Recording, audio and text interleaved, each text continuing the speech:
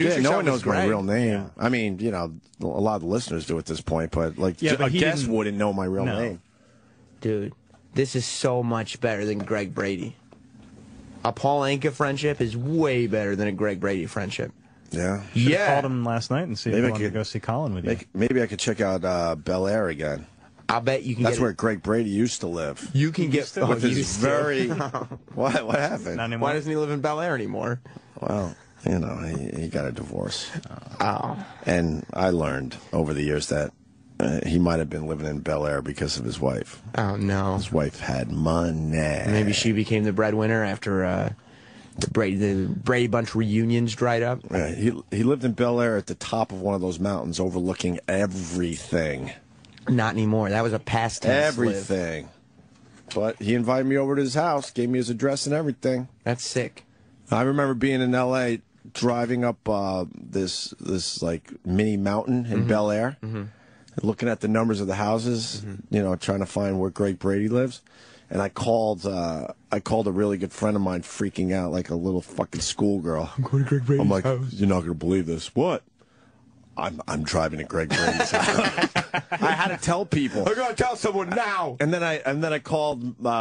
Look, Brady Bunch is on TV as I speak, or some weird fucking commercial for the Brady Bunch, or some fucking. They're using a Mr. Brady clip for some Publishers Clearinghouse. Yeah, is that what that is? All right. Yeah. Anyway, so then I called family member. I started calling everyone I know as I was getting closer to Greg Brady's house. I needed everyone to know where I was headed. Where are you at right now? Yeah, I'm just right. I'm just on my way to Greg Brady's house. And then I parallel parked in front of a ridiculous looking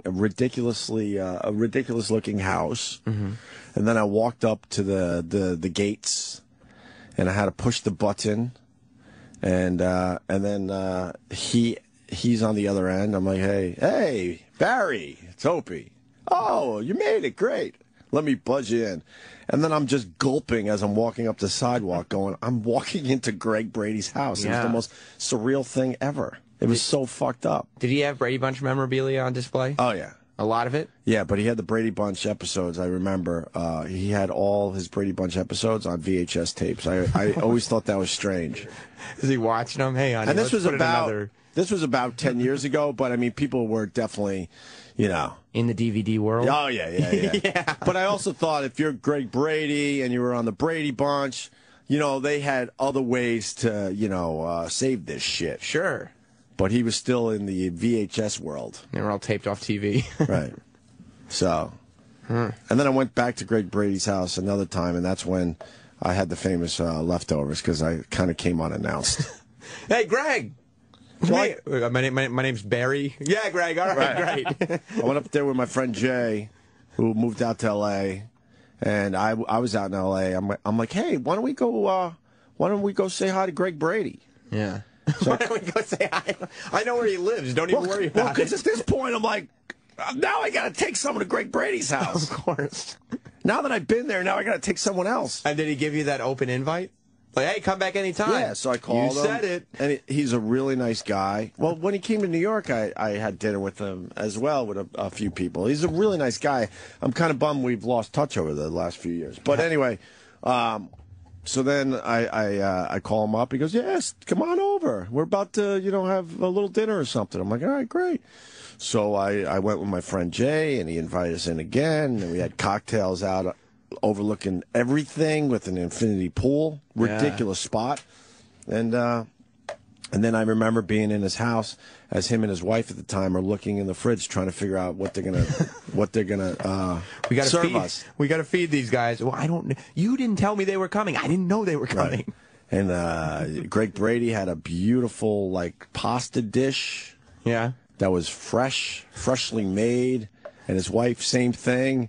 And then I had the leftovers. They didn't have enough pasta for you. I'd have to go back into the archives, because I used to tell people what I had that day. Do you remember, E-Rock? No, I don't. I think I remember there was some kind of peas in it. You'd be surprised, Opie. It's not delivery. It's DiGiorno. Right. But I do remember them looking into the fridge, and you know, I remember thinking, oh, fuck. We gotta. They don't have enough food. We gotta try to hungry figure man out in what's here. cool enough to serve me. Do you think this caused their divorce? I don't know. I have no idea what caused their divorce. Your friends just keep showing up? No, I was only there, I think, twice, maybe 3 times. How did you lose touch? It just time went by and you just didn't talk to him? Yeah. Yeah. Yeah, I don't know what happened with that. Well, you don't need him anymore. You have Paul Anka in your life. I mean, we were friends, but not friends. Yeah. Like, I got friends. I have, like anyone else, I have friends, and you don't see them for a bunch of years, and then all of a sudden you see them, and you just pick up where you were. You should text him. We weren't on that level. You should text him again and pretend you were. Yeah. Text him and be like, yo, Barry, what up? I think I have his number. If it's still the same, that was years I don't even ago. know if it is. I'll be completely honest with you. I saw him a few years ago at a convention. It was Right. the same one where Virgil fucked up my $1 million belt. And he signed a belt that I didn't ask him to sign. And Barry's table... Oh, we're calling him. He's on LA time, so it's like 3 in the morning. Yeah, 3:45 in the morning right now. I hope it's someone else. Oh, yeah, it could be. Yeah. Change his number. Oh. Hey, you've reached the original Greg Brady.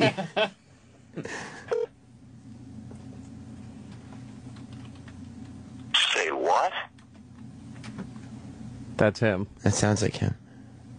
I didn't hear beep. Where's the beep part? Where's the beep? Where's the beep? Unless, maybe this is an answering machine. Did your Yo, phone Barry! Barry! What is going on? What's up, Barry? Not an answering machine. It's not an answer. I thought it was an answer machine. You what? Barry, this is Opie. How are you, sir? Where are you? You wouldn't know what time it is. I'm in New York City.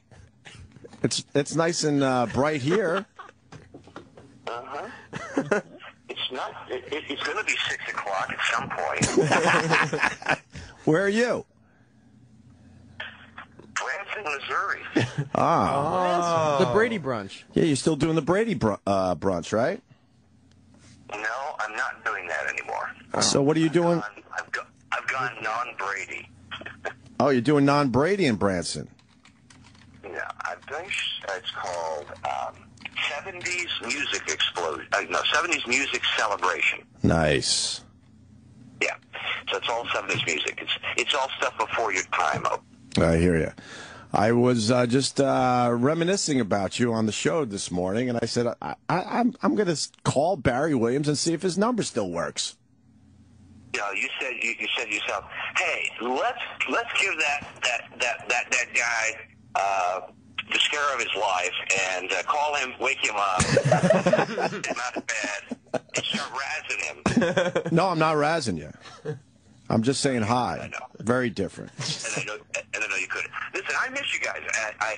Things are going well. I got to come by the studio. Yeah, absolutely. I'm going to let you go back to sleep. I'm very happy that you haven't changed your number, and we're going to do this proper next time you're in New York City.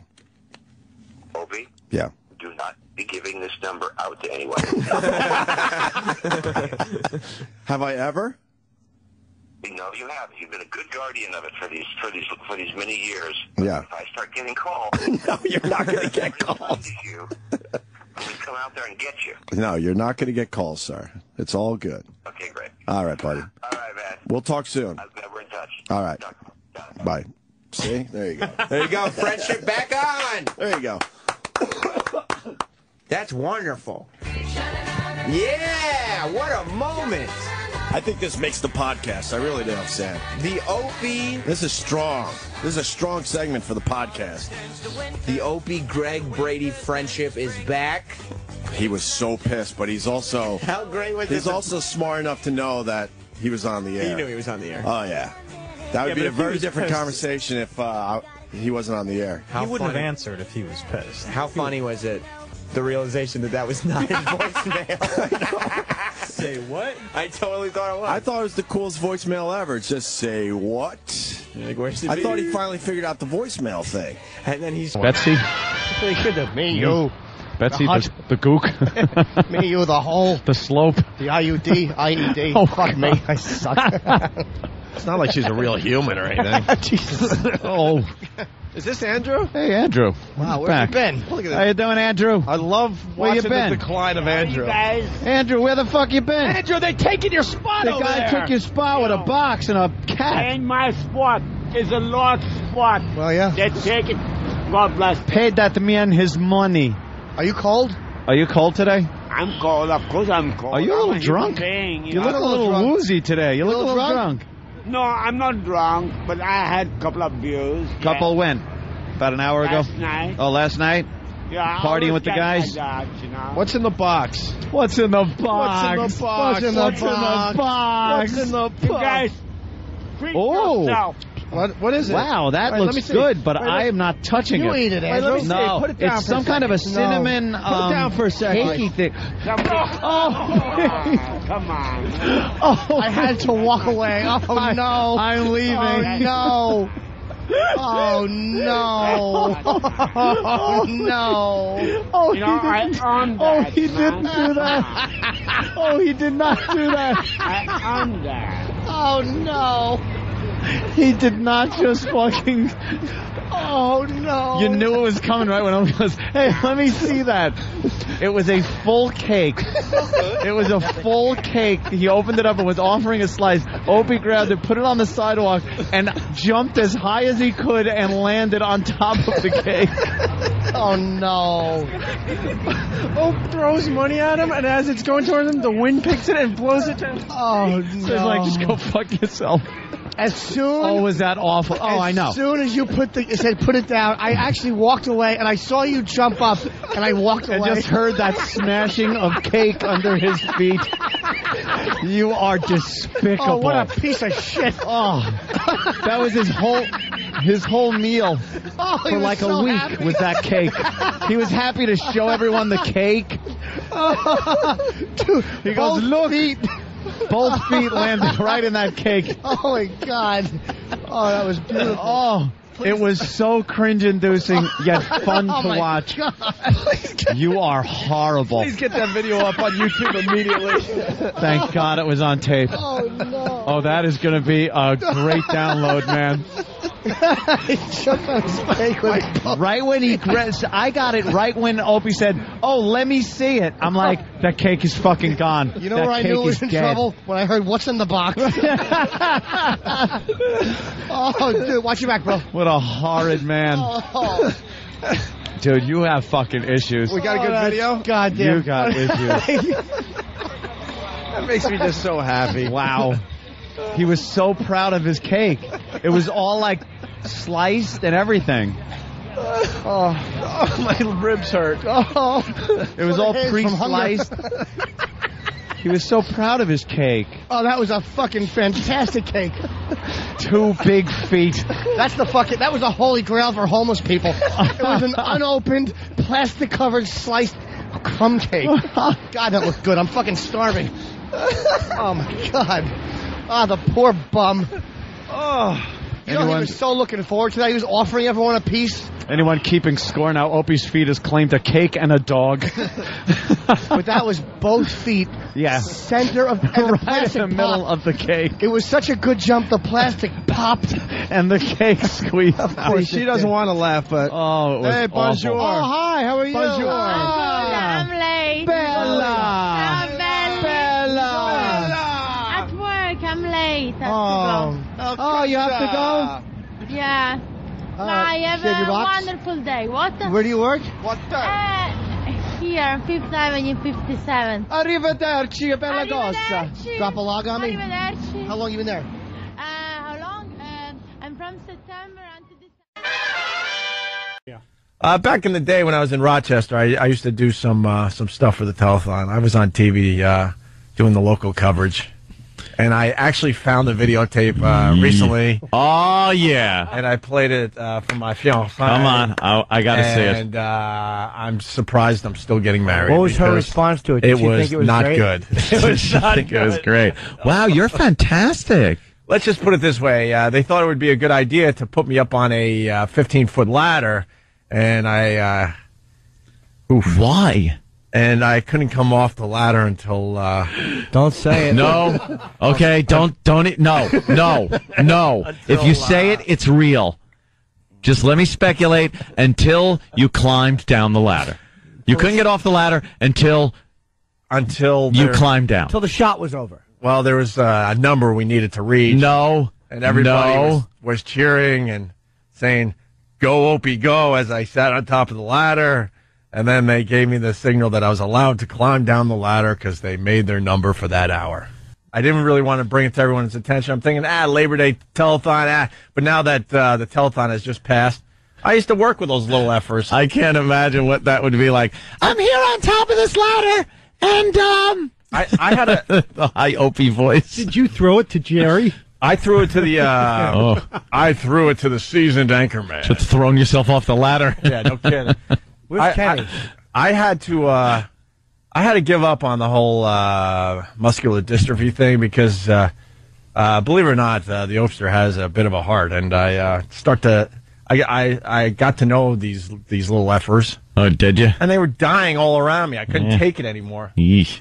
But I did the telethon for a couple of years, and I got a videotape of I can't wait. on local TV. I'm going to stay up on this ladder until we reach $100,000. I sang "Welcome to the Jungle" because then I was doing like Guns N' Roses karaoke for pledges and stuff. On top of the ladder. Not on top of the ladder. No. Oh. No. Was the anchor going like, ha ha, thank you, Opie? He effing hated me. Really? Hated me. Wait till you see this tape. Oh. All right, I'll bring it in tomorrow. No. I don't. Oh, this is necessary today. This is tomorrow. This is imperative. No, I think today's a better day. What do you think, guys? Oh, absolutely. If you can, please. It'll give something for the peeps tomorrow. Oh, we'll come up with something else for tomorrow. We need it now.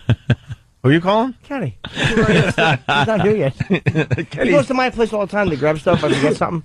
I don't know if there might be a shot at it, but at the we'll try to get it for tomorrow at the very least. All right.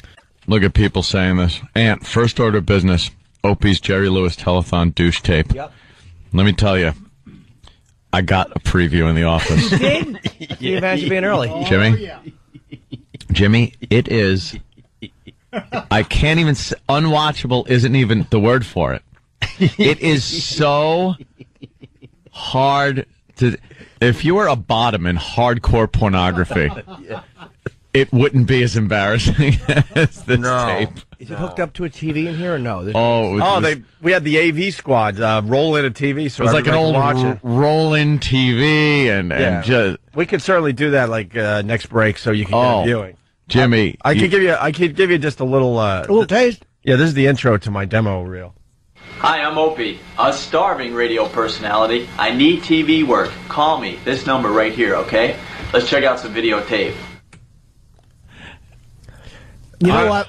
I can't attack you for that, even though seeing it may make me change. Oh, no, wait till you see it. No, it's more, I gotta say, it's more of a visual. Yeah. I think what we're going to get out of this today is if we roll in the AV and get Jimmy's reaction live on the show, that would be really good.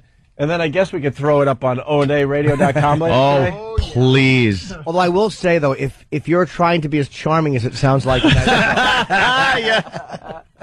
How long of a period of time is this? I don't know. Maybe, I don't know. Probably a year to maybe 2 years of stuff. A year to maybe 2 years of TV stuff. And if you're in TV or even radio, you compile your work, you put it on a tape, and that way you can send it out, like Ope said.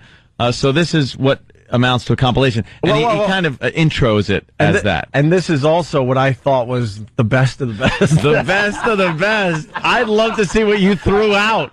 What didn't make the tape? Probably nothing. I think she's very All right, here we go. Here it is, Jimmy. Oh, jeez. Get ready.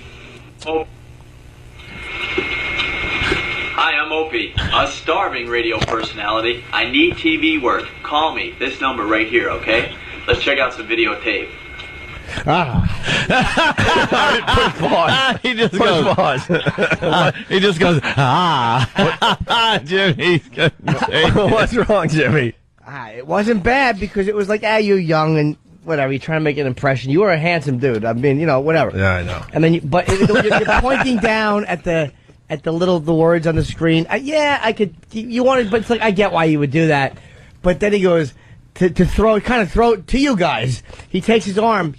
Both arms, like almost pushes them both forward. Like how, Anthony, you're much better at this than I am. I would think it's as if you're trying to bring an airliner in. Yes. He kind of like his fingers are moving forward, his hands kind of straight ahead, onward. Yeah, like onward to the gold that you're about to see. To you guys. He tosses it to you. Were you wearing like a suit jacket there? Oh yeah. Oh yeah. Oh, hold on. Right. Let me see if I can do this. Let's get pal talk to that kid. Yeah, well. That was okay. That wasn't bad. Even the pointing at the graphics was okay until you threw it. That's, by the way, that first clip, don't remember doing it. And that is the God's honest truth. Don't remember doing it. Hold on. Just listen to the niceness. 2 seconds. Just listen to the you're so niceness. Ridiculously nice. And this video will be up on oandayradio.com when? Later this morning? Yeah. We have to transfer it from VHS to whatever. Wow. Yeah, it's All right, ready? Yeah, let it roll. All right, here we go, Jimmy. Hi, I'm Opie from WCMF. It's your life, but if you mess around with drugs or alcohol, it's more than just your life you're hurting. Think about your family. Think about your friends. Think beyond the moment. WCMF and 31 care about you.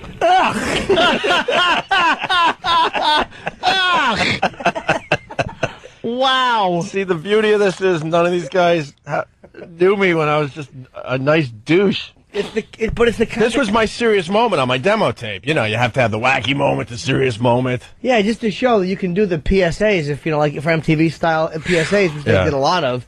So, stop racism and don't tolerate violence. I decided to blow off the talent portion of the demo tape.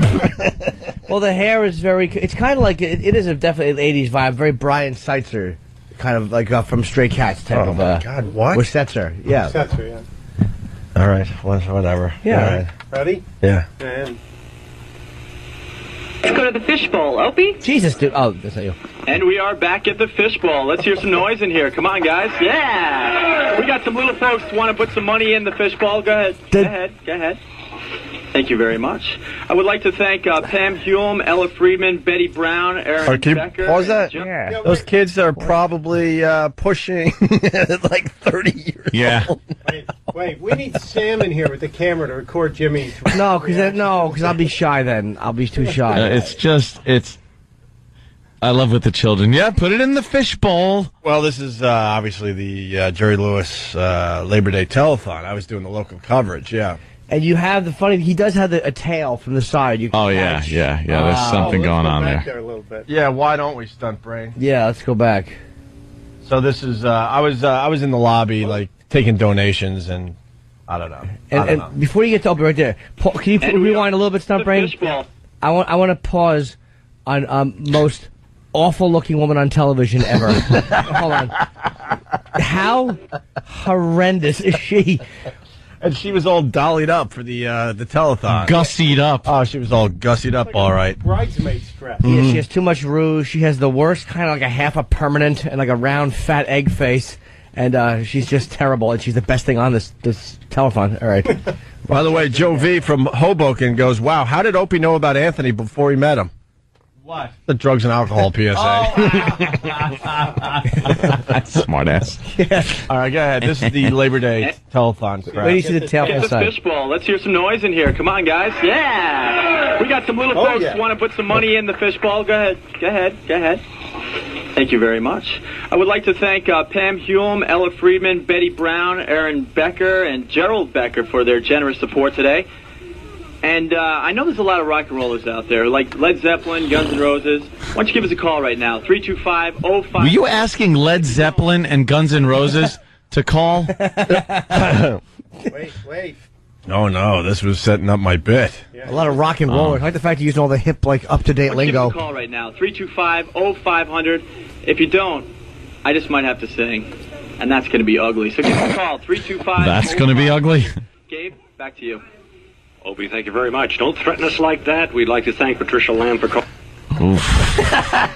Don't threaten us like that. The good-natured ribbing / banter. What a douche, that douche. He hated me. Why? You point out that he had hair like Herb Tarlick? What a creep. I think he's still pedophile hair. He really bothers me. I think he's still doing it. He never left Rochester, and he's still doing local news up there. Why do he hate you? Because you're like the younger, good-looking guy? I guess. Moving on.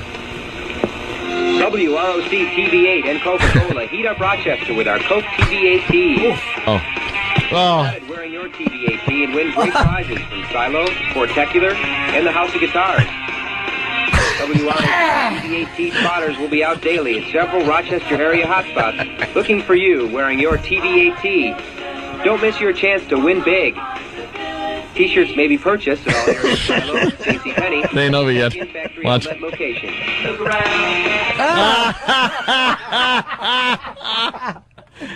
Oh, that was a quick cut montage type thing of Opie and some horrible chick wearing these Coca-Cola shirts, and that they thought were gonna sell like hotcakes. Yeah, and it was like quick cuts where you're walking through the shot. Yeah. And then a quick cut to you just standing there smiling. Just quick cut to you, a little banter with the ugly girl. They threw us some Cokes and we caught them. Yeah. Because they were empty.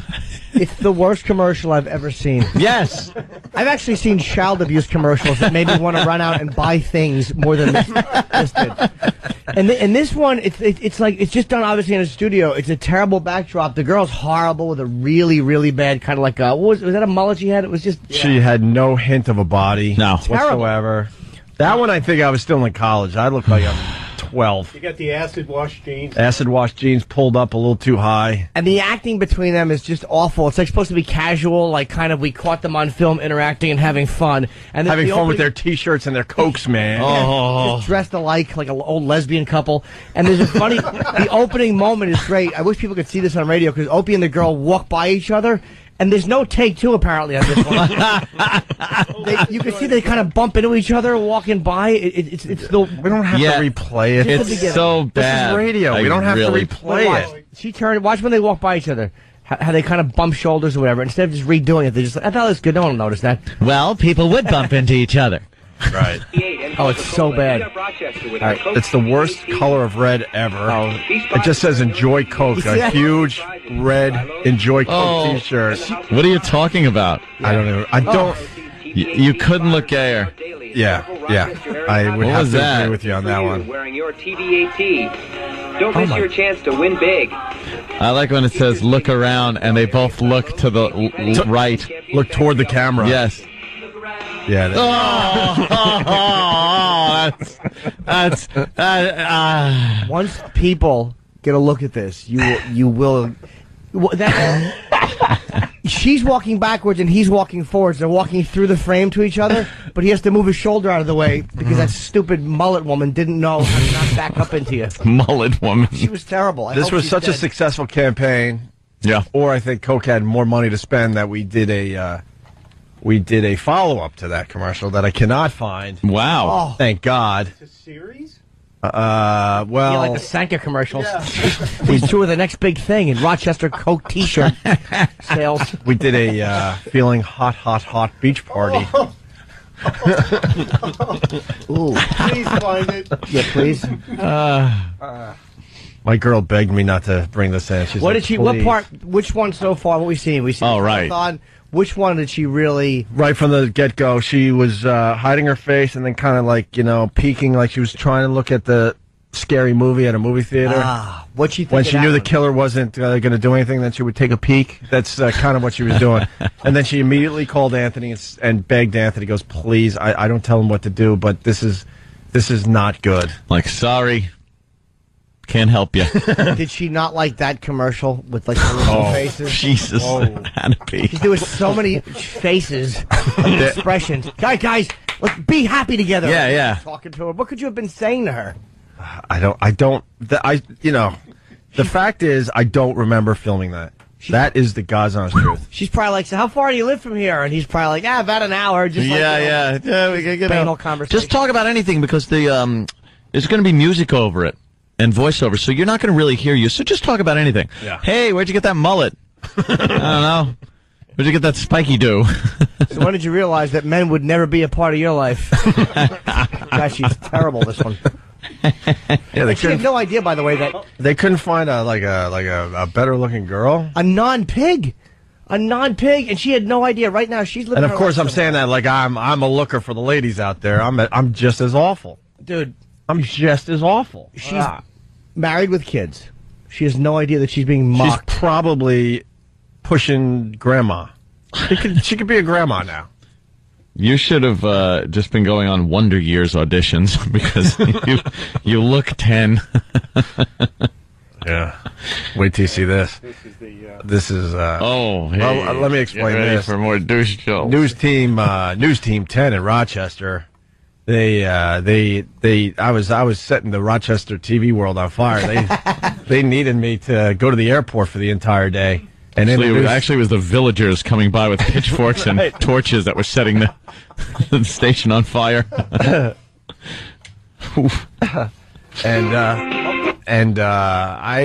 was at the airport all day doing live cut-ins during regular programming to announce a brand new airline for Rochester. And here's what you get. Listen to this exciting read. Midway Airlines begins operation of service to Rochester today, December 15th. We're celebrating the start of Midway Airlines service to Rochester. I'm Greg Hughes at the Rochester International Airport. We've been coming to you live throughout the day, introducing some of the innovative programs that Midway Airlines is bringing to Rochester's business air travelers. Oh. First class that Wings. will break the budget, Flyers First, Midway's frequent Flyers program, the Midway Airlines Executive Club with a flat annual membership that includes spouses and fantastic family programs, including fair discounts for every family member. Jesus, and how about a Valium that you took? I know. That's what I said. I'm like, he's like on some kind of you're on the downers. They wanted a hold on, hit pause. They wanted a very subtle delivery. Subtle? You took what they call goofballs. I think you were on the goofballs. But you guys do understand all the looks I'm giving the potential employer, right? The wacky, the quote model look. This is my I could be a newsman look. Yeah. And that let me tell you that this is me as a reporter. I'm a reporter right there. That red carnation in your left pocket, I'm obsessed with a sniper's bullet terror. He stole Kevin Meaney's suit. Midway Airlines Executive Club with a flat annual membership that includes spouses and fantastic family programs, including fair discounts for every family member. But my favorite is the Florida Connection. This is Flight 449 departing Rochester this afternoon, bound for Hope it crashes into you. I wish you were saying that for ValueJet when they were going to Florida. You want to explain what you saw there? I'd rather not, but I will. He said he goes on my favorite, and he takes sunglasses and he puts them on. And he goes, the Florida Connection. Not just sunglasses. We're talking risky business. Risky business over sunglasses. The top sunglasses. Yeah. Well, now I show you my rock and roll angle here. It's sunny. Yes. Well, now this is my rock and roll. This concert presents Howard Jones in concert May 2nd at 8 p.m. in the Wilton Ice Arena. Howard Jones. For Howard Jones are available at all record theaters, the Great House of Guitars, and the Geneseo State College Union Ticket Office, or by calling 716-245-5873. Visa and MasterCard accepted. That's Howard Jones in concert May 2nd at the SUNY College of Geneseo.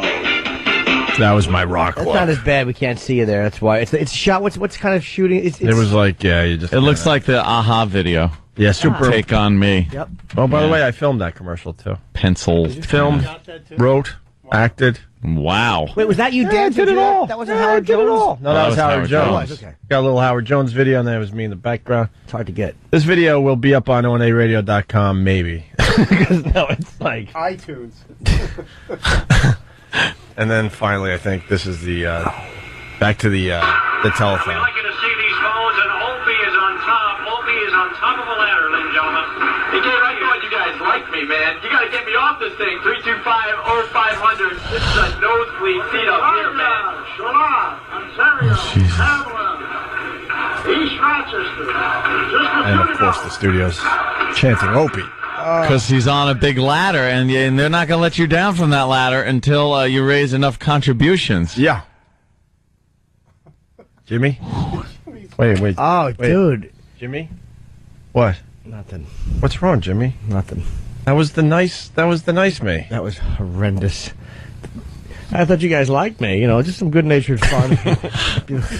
Hey, well, these are the real nosebleed seats. Oof. They should have been punched. They should have just knocked the ladder off. Put me out of my misery. Is this the one where you sing? What? Oh, I have to find the actual. I can't find the telethon tape. I'm not just saying that. Believe me, I'll find it eventually. But that was like the kind of just the demo reel of stuff I did. God. And it's really uncomfortable. That has to get up on a website. Bill in Waterford saying they weren't chanting Opie. They were chanting jump. I think one of people's favorite things will be the last minute look you give the camera during that Coke commercial. And the final look around. Look around, and you turn your head and look around. You, boo-hoo, Rachel. A B with O's after it. Boo. Oh, that's visual, though. People see that. That's, wow.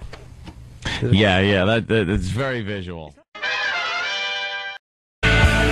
Opie and Anthony, I gotta tell you, I'm in a mood ever since Friday. I went to, what is it called, Sirius XM? We're on satellite radio as well. And they're trying to move us to their big headquarters. And I was there on Friday, and one of the employees stole my effing work phone. Isn't that great? What do you mean? Stole my effing work phone, my BlackBerry, Where'd you leave it? in the bathroom. For literally a minute to a minute and a half. And a scum blank stole my effing phone. Some effing loser. So I feel naked because all weekend long, living in this day and age without a phone is... Oh, yeah. You turn into a mental patient. You start walking around, you just start pacing. You don't know what to do with yourself. These scums over there. Why'd somebody at the Hip Hop Channel do that? Well, let me tell you this. So we're looking at the video cameras because they got cameras all over that joint, and there's 3 guys that left the bathroom between the time I left and went back, literally 90 seconds later, to go get my phone that I realized I left on the sink. So you leave the phone. You leave. The security camera shows you leaving. Yes. Total of 3 guys are either leaving or going into the bathroom in that time period. And then you go in. Yeah. And the video shows you go in, and then the phone's gone. Yeah. So, unless he pulled some kind of a through-the-ceiling vent maneuver, one of those 3 guys is guilty. Yeah, and I want my effing phone back. So I want it to mysteriously appear today.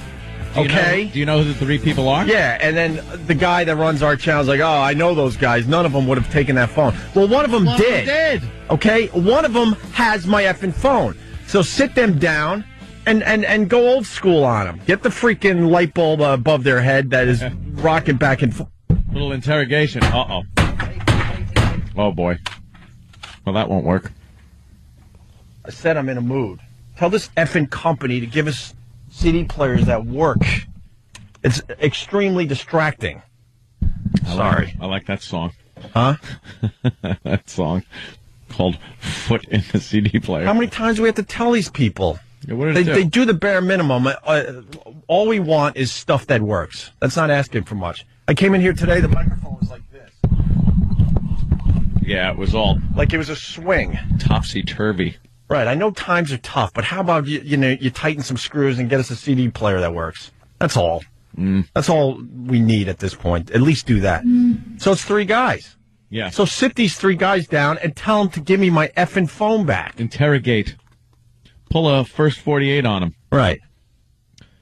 I am so livid because they want us to go work over there, right?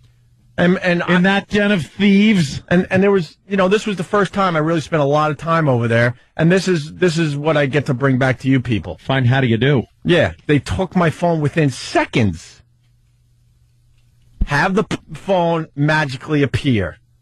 Leave it on the floor somewhere where someone goes, wow, I found a phone. This is weird. Ain't gonna happen. And give it to the receptionist or the security guy. I know that ain't gonna happen. Well, I will interrogate the 3 guys because now I know which 3 guys it is. And it was also, you did call and check lost and found, like none of them. Yeah, and the phone was ringing. You know when you lose a phone, you ring it like, hello, do you have my phone? Are you going to do the right thing, give it back to me? Considering we're all one happy company and we all work together, right? This wasn't at some weird restaurant or some strange place where when you leave a phone behind in those joints, kiss it goodbye. But at the workplace, you would assume they would do the right thing and give it to the receptionist or the security guy. Unfortunately, Lost and Found is full of jobs. Right.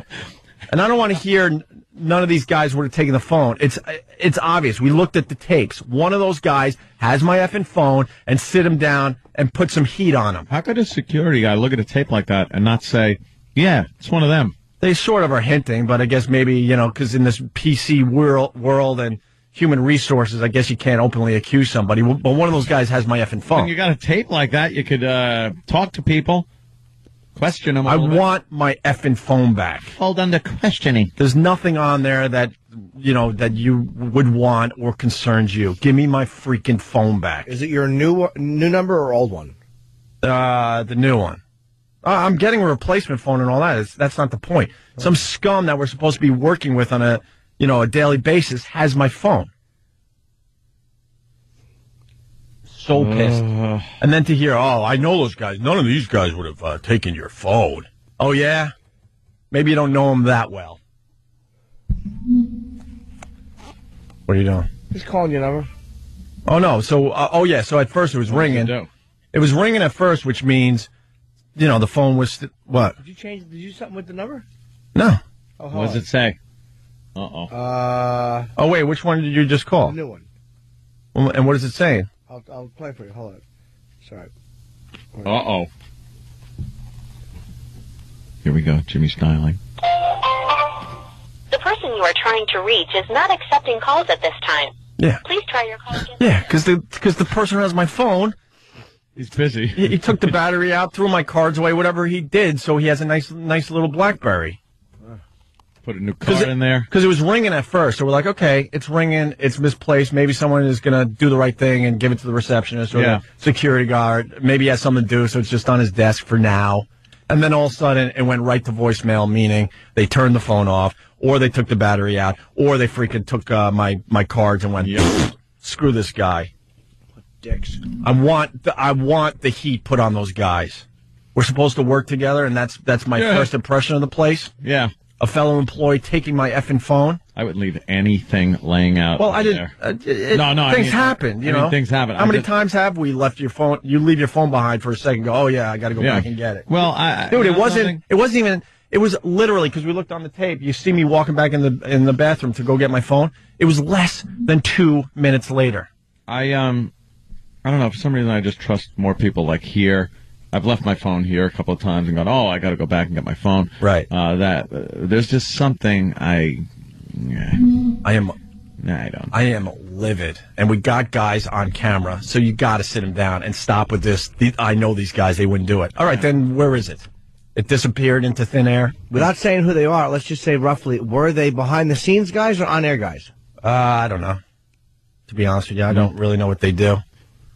One of them was Mel. One of them was Scott Greenstein. Let's say hi to Tim in Boston. Tim. How am I supposed to get tweets from Opie if he doesn't have his phone? I wasn't able to tweet all weekend long because of this. Hey, Opie, you replied to me on Twitter. I appreciate it a lot. One thing you got going there. No worries. A lot of interactivity going on with the show lately. I'm Opie Radio on Twitter. Ant's doing the Facebook. Jimmy's doing the voicemails and the MySpace and everything else. So we're connected. We're pretty much connected, but... All right, well, you guys have a good day. I hope you get your phone back. Yeah, when I get the replacement phone, then I'll be much more aggressive with my Twitter account. So Thank you, Tim. Bye-bye. Opie Radio on Twitter, whatever. But, and then I have to hear none of these guys would have done this. Well, what do you think happened to the phone then? How do you know 100% that you had it right there on the sink? Well, I didn't want to get into details, but I ran to Jim Brewer. And I go, Jim, I got to go. I got to go to the bathroom because he wanted to show me a studio, whatever. He was getting ready for his show. And so as we're walking into the bathroom, he's like, dude, I tried to call you recently, and it says that your number's no longer available or what have you. I go, what? That's crazy. He actually goes, look, I'll call your phone. This is as we're going in the bathroom. I'm actually now in the bathroom as it rings, and it says Jim Brewer calling on my BlackBerry. I go, I remember it. I look. He could back me up, by the way. So you're getting called right there as you're in the bathroom. No, so I go, Brewer, you're an ass. Look, my phone's ringing. My phone still works. Yeah. You're an idiot. So then I put the phone down. That's the only reason I had it out of my pocket, because he wanted to ring it. And then he's telling me what he's up to. I'm doing my thing. And then we walk out of the bathroom. So you know it was in the bathroom. Yes! Right. Okay. And he could back it up. Wow. And then we walk down the... Brewer took it. I was a little suspicious. Then we're walking down the hall. I'm like, oh my God, I forgot my phone. So I turn around. You see all this on the video camera. And it's gone. A fellow employee. Bunch of scums.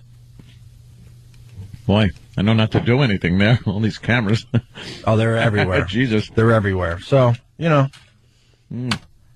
losers. How am I going to get that drill into the men's room to fix that little... Yeah, that little... those booths with no holes in them. Right. Got to make friends somehow. Got to see a guy when the Broadway channel walks in. You're going to have to spray paint over that camera for a second while you bring your bracing bit in and twist away. Yeah. Let me say hi to 13-year-old JC. JC, what's up, buddy? Hi. Hey, boys. Hey. If you look at Steve's profile on Twitter, he just plugs Foundry again and again and again. Like, he's like, Monthly Crew, new reviews, FoundryMusic.com. He just keeps on plugging it. Yeah, that's why I'm not following Steve, because he's not a human being. He doesn't understand what Twitter's all about. You give a little personal knowledge. This is a plug fest. It's just a plug fest. Same thing on Facebook. I've just looked, and it's been nothing but Steve and yeah. The website. Does he plug the Opie and Anthony show? No, he plugs FoundryMusic.com, of course, Jimmy. Steve, why don't you plug the Opie and Anthony show? No, wow. Why would he? Thanks, 13-year-old JC. Opie, friend me. Like, I plug my gigs, but I always plug the Opie and Anthony show. Yeah. Hey, JC, what's your Twitter name? Same as Stumpbrain, 13, as in the numbers, YR, old JC. All right, I'll look for you. I'll start following you for a little while. All right, wonderful. Well, then again, if I follow a 13-year-old, the authorities might be alerted. JC. Yeah, it's like, hey, let's hook up at a McDonald's. Candy in my van. Yeah, it's kind of creepy to follow a 13-year-old on Twitter. That might be a red flag out there, JC. I know it's innocent and you're just a fan of the show, but you do understand. Hi, Opie. This isn't a social visit. Yeah, I'm pushing 40 now. I shouldn't be following a 13-year-old. We have your phone. Yeah, Opie, we have your phone. Yeah, whatever. They ain't finding crap on there. Good point. It's not even about that. It's like that someone would do that. That in a workplace. I understand everywhere else, of course, you expect that you'll never get your phone back. All right, JC, thank you. Do we have time to squeeze in the sushi story? But enough of this palaver. Let's get the show on the road.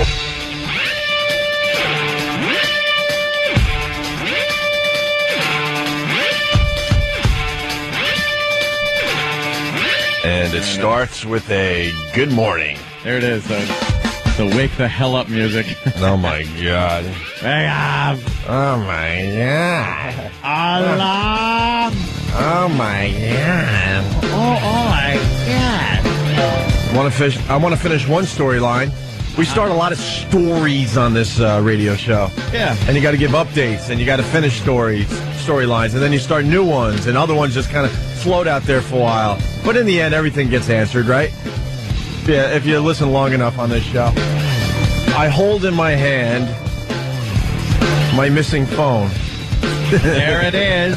I hold in my hand. There it is. My missing phone. If you were listening yesterday, I went off just a little bit on the fact that someone stole my phone when I went off over to Sirius XM on Friday. It was quick. If you weren't listening, for the whole show. You might have missed it. You didn't catch it if you were listening between 7 and 7:08. But any other time you were listening, you may have caught it. May have caught it. Yeah. You handled it well, though. I think you handled it well. You weren't too over the top with it. I was a mental patient. Well, you're fine. I lost my effing mind. A lot of people threaten to burn down a 45-story building and their phone is missing. Of course. And if you weren't listening yesterday, I went into the bathroom, I put my phone down, I did my business, and I left the bathroom. Less than 2 minutes later, I went, oh my God, I left my phone in the bathroom. I walked back, it was gone. Phone was gone. Just gone. Tell your brother you left it out back last night, and when you woke up, it was gone. The insurance company buys you a new phone. Yeah. What's the definition of crazy, by the way? Doing the same thing, expecting... Insanity is doing the same things over and over again and expecting a different result. And that's what I did. We do every day here. Yeah, I know. Well, we expect it to not suck, yeah. Yet we wake up. No, in some cases it's insanity. In our case, it's boring.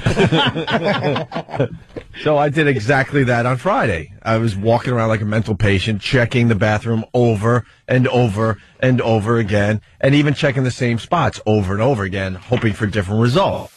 The definition of insanity, right? Yeah. So we tore the bathroom apart. Bruce, he's a great security guy over there, and his. So you, the security guy. And one of his workers. One of his workers. So there were 2 security guards. So it's just 2 security guards in the bathroom. Yes. Searching for this phone. Yes. Jim Brewer. Jim Brewer also. A lackey.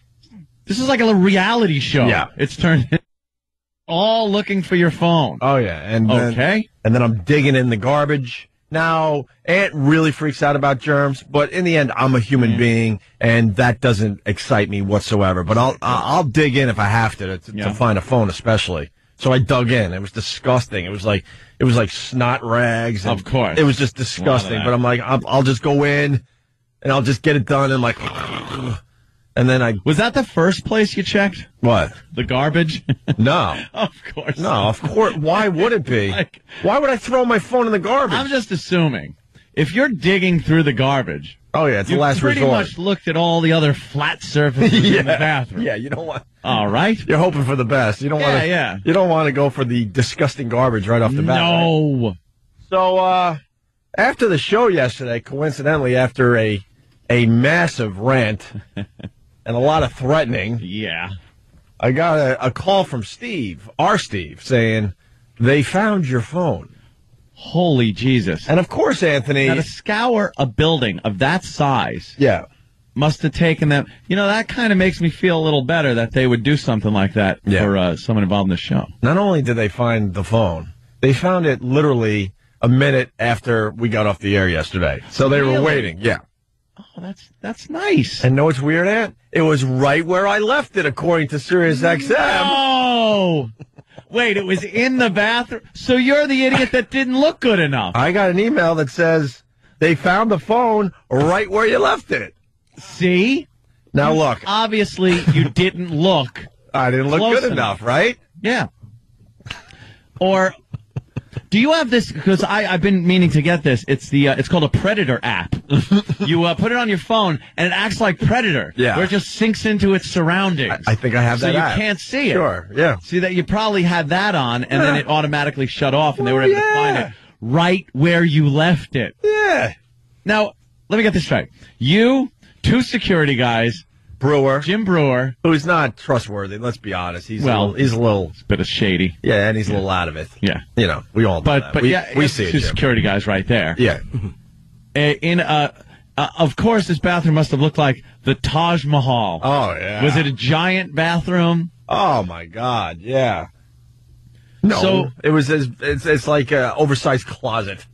Has like 3 stalls, 2 urinals, and a sink. I hope you were reprimanded for not looking good enough for your phone, because if it was right where you left it, it's your fault. Well, and you went off for no reason now yesterday. I figured I took it a little too far yesterday, so I actually said to somebody on the phone, I went, I'm sorry for, and I paused. And the guy jumped in and goes, for being an a-hole on the radio yesterday or this morning? Because it was yesterday. What? Yeah. No, he didn't. I swear to God. Like, way to get the radio show. Way to get it. But see, in the end, Ann, it's my fault. It was right there the whole time. Look, I'm not even disputing the fact that it's your fault. Why don't you look there? Jimmy, exactly. You know, I don't feel. I feel bad, kind of sitting here taunting you that you didn't look good enough. Stupid me. We're all stupid. All the people that were ripping the bathroom Blaming other people for taking your phone when it was right there where you left it. the whole time. The whole time. All I had to do was click my heels. And you called it. Called it. But didn't hear it ringing. Why would I? I'm stupid. Holy Jesus, you're kidding me. No. You are kidding me. They did not tell you that it was right where you left it. That is an effing insult. I'm extremely happy I got my phone back. Of course. But, you know, who do you think you're dealing with? You think I was born yesterday? That old saying. I wasn't born yesterday. I always say I was born at night. That's according to medical records. In Tribeca? The old I wasn't born yesterday. Yeah, no S, Sherlock. You would have ripped your mom's you-know-what if you were born yesterday. Unbelievable that they came up with that story. They couldn't have come up with a better story than it was right where you left it. I got to communicate. Like, hey, we found it. Good news. Your phone was found in the bathroom right where you left it. They should have said, like, but I'm like, outside the bathroom or in a hallway. Like someone must have saw the heat was on and dropped it. Look, you know, I would have kicked it under something and made believe. Yeah. Oh, look what I found outside the bathroom. Here it is. This is weird. To actually say that it was right where I left it is insulting. Yeah. Absolutely insulting. So I guess this little radio show of ours has a little power, huh? Just a tad. Well, apparently not. No. Because you left it in the bathroom. Oh, yeah. I left it in the bathroom. That's right. What a set of balls. But dude, he's got to look where he left it. I know. Yeah. Why would you look there? I thought it was gone, so I'm happy I have it back. It's always the last place you look. Yeah, you're right. That's what they say. You're right. Let's say hi to Dan in Albany. Dan? Yo, Opie, what's going on, buddy? Hey, Dan. You know, in the words of the famous Ronnie B, since you found your own phone, that makes you a hero. You're a hero. You're the hero of this story. I didn't find the phone, so I can't be the hero. No, you left it where it Oh, was. well, then whatever Chucklehead did find it, that's the hero. Yeah, they're officially the hero. You're right. Thank you, sir. All right. Speaking of phones, Jimmy did a great job on Hannity last night. Oh, my God, yes. Oh, thank you. Yes, I was watching with great anticipation.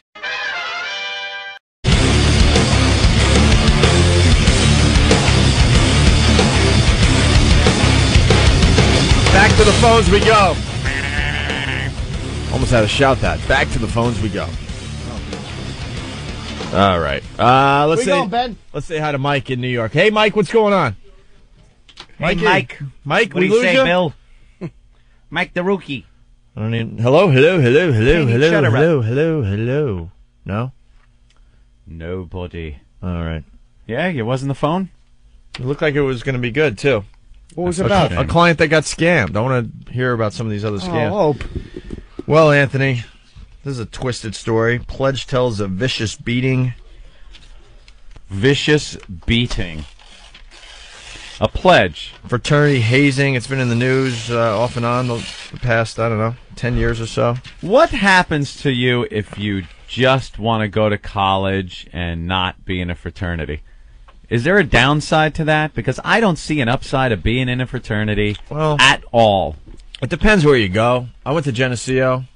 Back in the day, it was all about being in a fraternity or sorority. Back in the day? You kind of felt like you didn't really belong say. if you weren't part of a group back then. Really? Yeah. Oh yeah, you had all the fraternities walking around campus, the sororities. It was and then the fraternities would it really bother anybody if they had to walk around not being part of a fraternity? No, there was plenty of people that didn't. Like, I don't get But the the parties were unbelievable. You hook up with a sorority and instant party. with girls that like to drink and, what get laid. If you weren't in a fraternity, you weren't allowed to go to the sorority party? You would let outsiders in a little bit here and there. All right. Yeah. So I am not getting it. But you would feel kind of out of place. Yeah? Yeah, definitely. It was an instant party. I mean, if you're in a dorm and you want to get one of these, crazy parties going, you got to know a lot of people. You have to, if you're in a fraternity, there's a lot of guys you hate, even though you're in the same fraternity. But it's instant party. You got 100 guys, and then you got a sorority with 100 girls right there. Boom. So it's pretty much just for the parties. I would say so. If people say it's for more, I would laugh at you. I just don't understand the whole fraternity sorority. I got some good friends out of the fraternity I joined, but Do you have a secret handshake? No, nothing stupid. Were you in Lambda, Lambda? The Black Fraternity. The Tri-Lambs. The Tri-Lambs, yes. It was all about partying. I made some good friends out of it. I hated it. I hated being in a fraternity. I try to be an individual. I try not to follow the trends of what's going on, but I don't know. I thought it was a good idea at the time, and then I tried to leave halfway through pledging, and I got a little visit from some brothers, and basically they said in a very nice way, just stick it out. And I'm what like, if you why? just said, I don't want to? They're like, trust me, just stick it out. It's not good if you quit in the middle. And what happens if you just said no? They pretty much made it clear that my life would be miserable. So I got through it, and then I saw the other guys that did drop out, and they would get the shit beat out of them, basically. So that if you drop out, you were beaten? And guys would get, guys would transfer and stuff. Yeah, they were scared. I heard they would put like a blanket on you and beat you with their soap and then say, remember, it's just a bad dream, fat boy. And you'd lay there going, ow, ow, ow. Oh, the other guy would cover his ears and that chilling music playing. Then you'd pass out because your candidate lost the election. Wow, this guy... Why is Private Pile saying African-American? We haven't even gotten into this, and the phones are just lit. Jake from Plattsburgh, what's up? Hey, what's up, One? What's going on? I'm still up here in Plattsburgh right now. I live about 10 feet from the college. And when I used to go there, they killed my friend, one of the frats.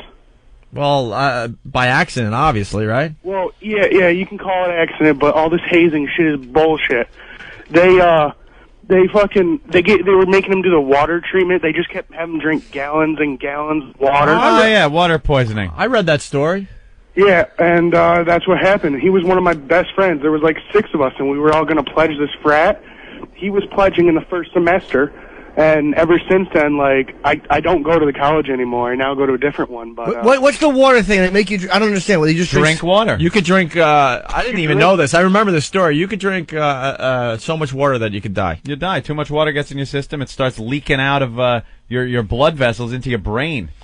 What are there any signs that it's happening? You just keep doing You it? have to drink a ridiculous amount of water. Mike, should I Relax. finish this or no? Yeah, of course you can. Yeah, I wouldn't worry. I don't even know. Maybe a doctor could tell us or whatever, but no, it's got to be a ridiculous amount. Over a very short period of time, also. Yeah, you just got to keep forcing it in. Yeah. So really nasty. Wow. Yeah, I remember that story. Yeah, it was in a lot of papers. Right. Okay. Fat, drunk, and killing pledges is no way to go traveling through phone life. He stepped on everything. Damn it. I tried to get in there. I'm doing an Animal House thing, and he's fucking talking. Glad your friend's dead. Holy yes. Ruined my line. You had enough good ones. Very important You to had me. enough good ones today. You This could have show is very important to me. You had enough good lines today. You could have freaking let this guy slide. Jesus. You didn't get enough sleep last night. Oh my God. Maybe the line wasn't that important. Okay, Jake. Who's the mean one on this show? Yeah, that's okay, guys. I was just saying, my car's a traveling advertisement for you guys. Not anymore. All right. No, I love you guys. All right, cool. Thank you, Jake. See you guys. And it was a good line, Anthony. Wow. I thought he was off the phone by that point. I didn't realize well, he's still there. PJ from the Bronx. Hey, how you doing, guys? First of all, that last kid, it's that his friend died. If you're going to be in a fraternity, you deserve to die. Disgusting. I just don't get it. Did you have your little sweatshirt with the little Greek letters on it? Did you? Oh, yeah, I did. I didn't wear mine often, though. like often, which implies you wore it a few times. Yeah. What did it say on the back of your sweatshirt? Halfway down the back, did it have an arrow pointing to your ass and say, enter here? Yeah, there is some gayness going on. Oh, my God. With You those know, frats. I admit that. It was a little weird. You do? Would you like to admit it while reading Rent Boys? Hell no, man. I was in Geneseo, my blonde hair blowing in the wind. Hell no. Not unlike Ben's when he's in an airlocked room. I think a lot of the fraternities, you know, they had their brothers paddling pledges while they were in their underwear, just like the scene in Animal House. I'm like, what is this about? I just want to drink a few beers from a keg and bang some broads. Why am I bending over and getting paddled by you? This goes with what I was saying earlier. A guy that, if you go to school and you don't want to be in a fraternity, that's fine. It seems that the fraternities would draw in guys that want to be with other guys in these living situations where perhaps things can happen and there's excuses for nudity and paddling. Listen, it seems like a very... I have to step in. No way. I mean, the pledging, yes. You're right. The pledging was weird, man. I mean, we were naked. We were naked. That's all I'm saying. Then you become a brother, and then it's all about just banging chicks and getting, you know, hammered, and it's one big party. Like, all of a sudden, all that goes away as far as the fraternity I joined. It's always But there, it was though. weird, man. But it was there in the first place. It had to come from somewhere. That's right. That ain't going away. Glad your friend's dead. I know. How do we even continue this Stepped break on my after Animal that? House line. It's one of my favorite movies. Bastard. Dude, we had to do some weird shit. You pledged. Now, what did you have to do? Well, we got paddled. Paddled. See, right there.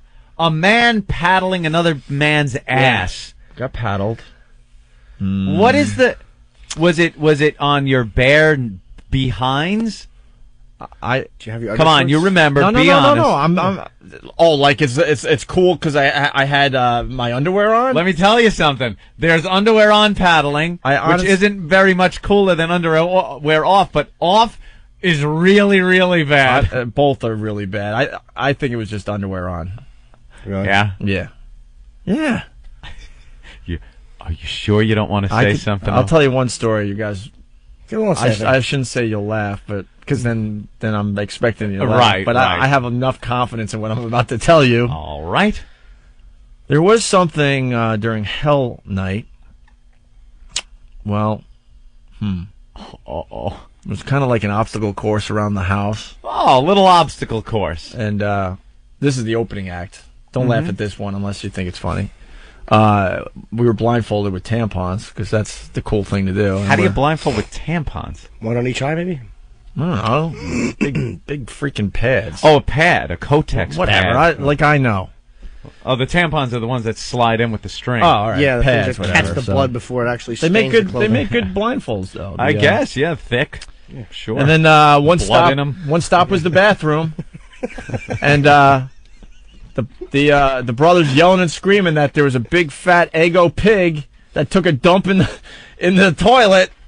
Yeah. And everyone was outraged that this big fat Eggo pig from the sorority, Eggo, one of the sororities, took a dump in the fraternity bathroom, and we had to get rid of that. We had to get rid of that shit. What? As in, take your hands and get a good one. Wait. You had to pull human feces out of a toilet bowl. Because they were pissed that the big fat Eggo pig took a crap in our toilet. Now, let me tell you something. I'm thinking here, I don't think it was one of those girls that took a dump in that toilet. I think it was your fraternity brother's crap. We were told later that it was bananas. What was the test? The water was cold? Look at Jim. Ooh, wow. Where do I join?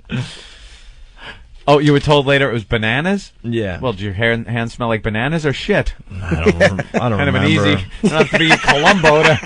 I don't remember. I was smelling bananas, but my hands were covered in shit. I don't remember. You don't remember?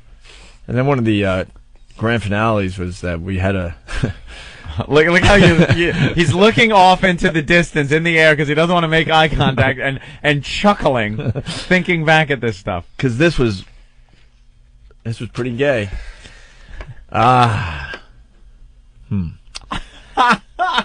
We had a play. Yeah. Was there a porch involved? By the way, if I tell the story, yeah, I get the slide from reading out of that book the first time I mess up, or I don't tell the story. I thought you were reading out of the book. I know. I'm making a deal right now with you. First time you mess up? Yeah. Okay. You All get right. the slide. Yeah, because this is brutal. All right. You can tell by how I'm. Fair enough. Fair enough, sir. So we're in our underwear doing the obstacle course around the house with the grand finale that waited for us in the basement, which was can't give that away because I'll get killed. So they say. Oh, wait. Is it with a secret fraternity you're not allowed to speak at thing? Well, it's the grand finale, yeah. We had to play Bomb the DK House, our rival fraternity. Bomb the DK House. Which we hated. Of course. Rumor has it that this fine fraternity did some crazy things themselves. Well, DK was dick kissers, so they sound like a wild bunch. Well, one of the rumors, I don't know for sure, was that the pledges had to put, and this isn't my fraternity, put wax lips on and give oral treats to the brothers. That's the rumor that was going around when I went to college. How do you give oral with the wax I lips have on? no idea. Yeah, it's got to be a rumor. Aren't That they couldn't be connected? true. Well, some kind of. Maybe you just whatever. rub the lips against the side of the. Maybe you grab a hold of that thing. You just grab Right. it like it's nobody's business, and you rub the And go. wax lips. So, On the side, yeah. Bomb the DK house. I guess they had a little house set up. I don't know, because we were blindfolded, a doll house. And we had to pick up the bombs, not using our hands. Oh, no. Oh, my goodness. What were the bombs made out of? The bombs, I believe, were marshmallows. With your ass cheeks? Holy shit. I can't even look at you. I cannot even turn my head and look at you. Yeah. Are marshmallows allowed in the barracks? And then we... Now, wait. In order to pick it up with ass cheeks, you can't have been wearing underwear. Nope. We, well, they were still on our body, technically. They were kind of... Around your ankles as you scurried along? Squatting, sweating, nervous, trying to fit in, ass cracked cheeks, opening up, picking up what is normally a delicious treat. And then you had to waddle over to the house. And drop the marshmallow. Right. As the fraternity brothers that were in charge of this whole thing went, yeah, you dropped that marshmallow on that house. Drop it. Yeah. Yeah. Yeah. Wow. And then was anything done with the marshmallows? Who had to clean up the marshmallows? Who had to pick them up? I have no idea. I really don't know. The pledge didn't have to clean up the marshmallows? And then Hell Night was over, and then it got back to... That's the weird part. Then it got back to just one big party and banging broads. How many sorties did you fly over the target? Dude, it was weird, man. There was another time. By the way, from now on, just forget the Rent Boy book. If anyone screws up, they have to read a transcript of that story. I know. That's the new punishment. Open Bombay doors. Enola Gay. Oh, it's awful. There was another time. This was when I was rushing. Yeah. This is a legendary story, and the girl never pressed charges, so it's okay. She actually partied with us the next day. Pressed charges. And thought it was actually very cool. When I was rushing the fraternity, that's where you go to the fraternity houses and they try to convince you to pledge their fraternity. Yeah. And all the brothers come back from all over the country, you know. They get away from their wives for a San weekend. Francisco, Miami, all the country. Look, I Key can't. West, Fire Island. I can't all over. I can't even fight my way out of that story, so I'll just let you guys be. But yeah. Do you ever put them in your ass cheeks and then warm them over a nice campfire? Did you? Or maybe you could squat over my cocoa. Marshmallow in your ass. All you need are graham crackers, and you got s'mores. Yeah. Already got the delicious chocolate coating.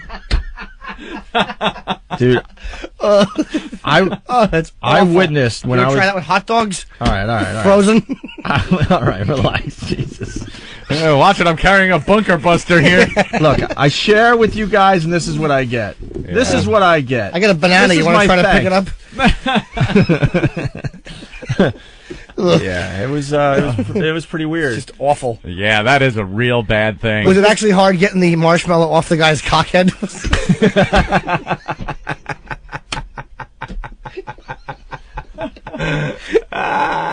He'd bury it in his pubes. You have to go all the way down, grab it, and come back up.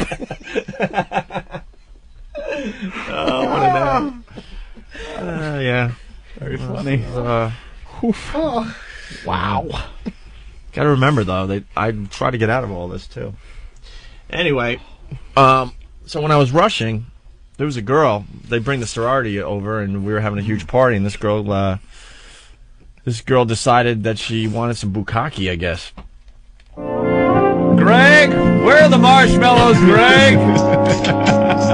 Cindy, I need those marshmallows, Cindy. Oh no, Dad! There's a lima bean skin on the marshmallow.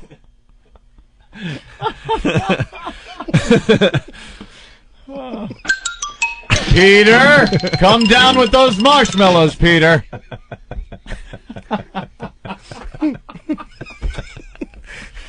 Oh, that is just an awful thing to have to go through. It really was. Hey, Alice, did you go shopping this weekend? Hope you picked up plenty of marshmallows. Got the guys coming over. We're gonna bomb the card house we just built with marshmallows. Yes, I hope you picked up some of those little hot cocoa marshmallows for Bobby's tight little ass. I'm going home now. That's great. Yeah, I had a waddle. Someone's asking if I had a waddle. Cindy, you left some marshmallow stains on the teeter-totter, on the teeter-turner, you asshole. I knew I went one too far. What a dick. You were feeling good about yourself. On the Tina Turner. How about Greg? That's not a marshmallow. That's Oliver's nose.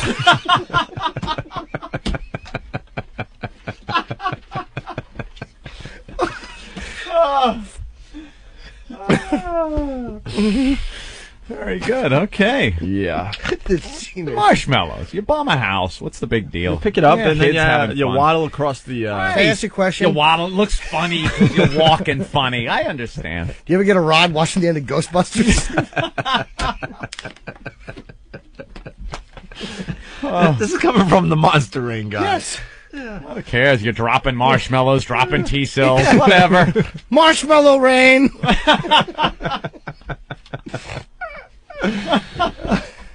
Yeah.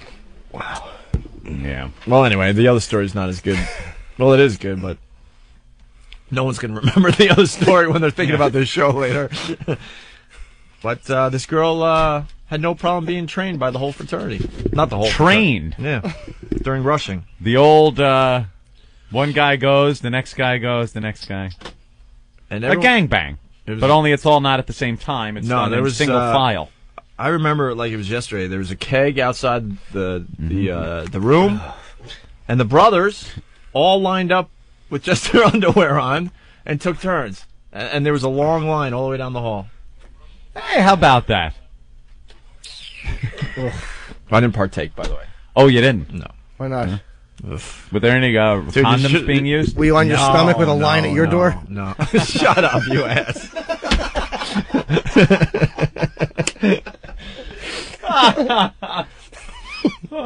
No. I mean, wow. They pounded it so hard it looked like it was whipped cream in your ass. They churned that marshmallow into butter. I'm turning your mic off. I have that power, you know. You're done. Just a slice of bread and you got a fluffernutter.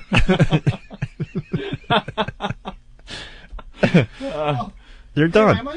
I'm turning you off. I can't take any more. Jimmy's very entertaining today.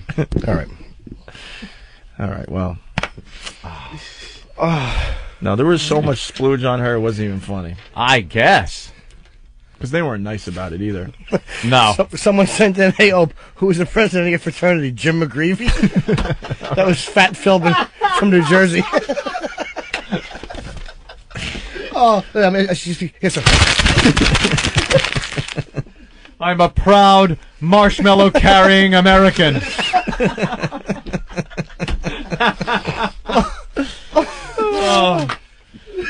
Oh.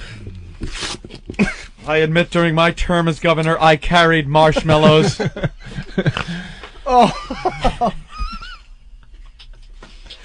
Wow, well, you know something? Bravo, Opie, for, opening up, well... Only when drop time.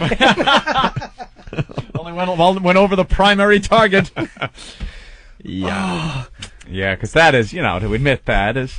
But it was many years ago. Yeah, he didn't know any better. Of course not. No. Marshmallow bombing run on the little house. Yeah, you can't really defend that one. No, that's not wrong with that. I figured I'd share, though. Mm-hmm. Yeah. Let's say hi to Anthony in Jersey. Anthony! What's up, fellas? Hey, how are you, man? Hey, Ope, we share a common thread. Yeah? We both had Coach write us papers in Geneseo. Oh, right on, man. Almost got me kicked out of school. Let me ask you a question. How did you share a thread? Did you put Rice Krispies on your dick and meet up with Ope and make Rice Krispie treats? All right. You know what? I was in a different fraternity. Our fraternities hung out. We didn't do any of that kind of stuff. But what fraternity were you in? Sig Tau. Well, Sig Tau, yeah, those guys were... I spent many a nights at your fraternity playing Whale's Tales in the basement, Ope. How cool were the parties, though? Oh, the parties were... I tell you what, pledging was the worst thing I've ever done over a span of 5 weeks. But goes in a marshmallow, comes out a Malamar. Once you're done, though, it's the best thing.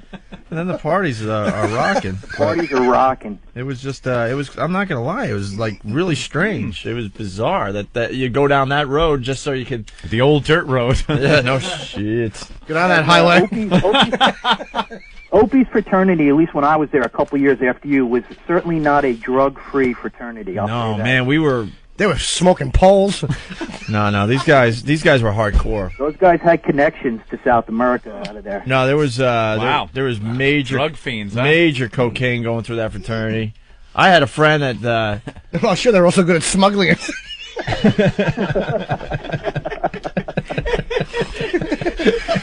You're going to attempt a kilo? Yeah. That's it. You squat over Colombia. You come back up. Pick up a plant. Get on a plane. But I got a good, I got a bad story to tell you. An unfunny story here. I'll try to lower the expectations. Very good. One thing that we had to go through was, they blindfold you, we had about 18 guys we pledged with. They throw like 3 each in a car, blindfold you. This is about like midnight and it's, below zero up there. And they drop you off like 30 miles away from Oh, wait a minute. I got to jump in. That was another thing we did. They would get you really wasted, making believe, you were taking a break from pledging. And you're one of the guys hanging out. Oh, yeah. Well, that's what it was. It's all about that. It's like, they abuse you like crazy, and then also when you think there's more abuse, then they throw you a party. Mm-hmm. And sometimes they invite the sororities, but then sometimes these parties were a setup. And then, what they do is they get you really wasted, man. And, you're smoking pot and you're drinking. Next thing you know, they completely attack you, tie you up, put a blindfold on you, and throw you in cars. Ooh. And depending on how much they liked you or didn't like you, they would drop you off in the middle of nowhere. In Geneseo, man, it's all farms. All farms. I mean, you can't figure it out. And they would just drop you off in the middle of a field. You're I'm telling you. Were you naked or? No. Oh, okay. You're completely hammered. To the point you can't really even stand some of these guys. Mm-hmm. And they would drop you off with another guy or maybe 2 other guys. And then you had to find your way home. Only a marshmallow to eat for the whole way back. Right. No money, nothing. And some of these guys would be dropped off in Canada. Really? Yeah, because this guy's saying 30 miles. Our fraternity, there was some pledges that the brothers just hated, and they would drop them off over the border in Canada. Which, do the math, I don't know, at least a couple 100 miles, right? Oh, yeah, at least 100 miles. At least 100 miles away. And then, all night long, they're trying to get back to, the school. Brother Flounder and Brother Pinto. So, go ahead. Long walk back. Anthony, go ahead. No, well, and getting dropped off up there is not like getting dropped off on Jericho Turnpike back on the island. Well, that's what I said. I mean, It's all farms, so you're waiting for that one truck, hopefully, to be, driving down that old country road. And they tell you, they gave us each like a 6-pack and some joints. And the deal is, you're supposed to bond and use each other to find your way back. They're like, you're not supposed to ask for any help. It's about 2 a.m, and I say, enough is enough. I'm going and I'm knocking on this door. It was a big farm, but it was a house. So I go and knock on the door about 2 a.m. The dogs start barking. The lights come on. The kids, so the guy finally comes downstairs. Apologize for waking him up and all, but I go, I just need directions back to Geneseo. He looks at me and the 2 guys standing in the street, and he goes, well, where's your car? And I said, we're on foot. He just shook his head. He knew it was a fraternity thing and just said, boy, there's no way you're going to make it back. So we made it back finally about 7 a.m, but I would say at least 3 or 4 guys had to go to the infirmary with frostbite and things like that. So nice. There you go, frostbite. Good stuff. Good stuff you can laugh about now. All right. Thank you, Anthony. Let's say hi to Chris in New York. Hey, Chris. Hey, what's going on, boys? What's up? Opie, the Yeah. grand finale. Yeah. Was it the cum cookie? Oof. No.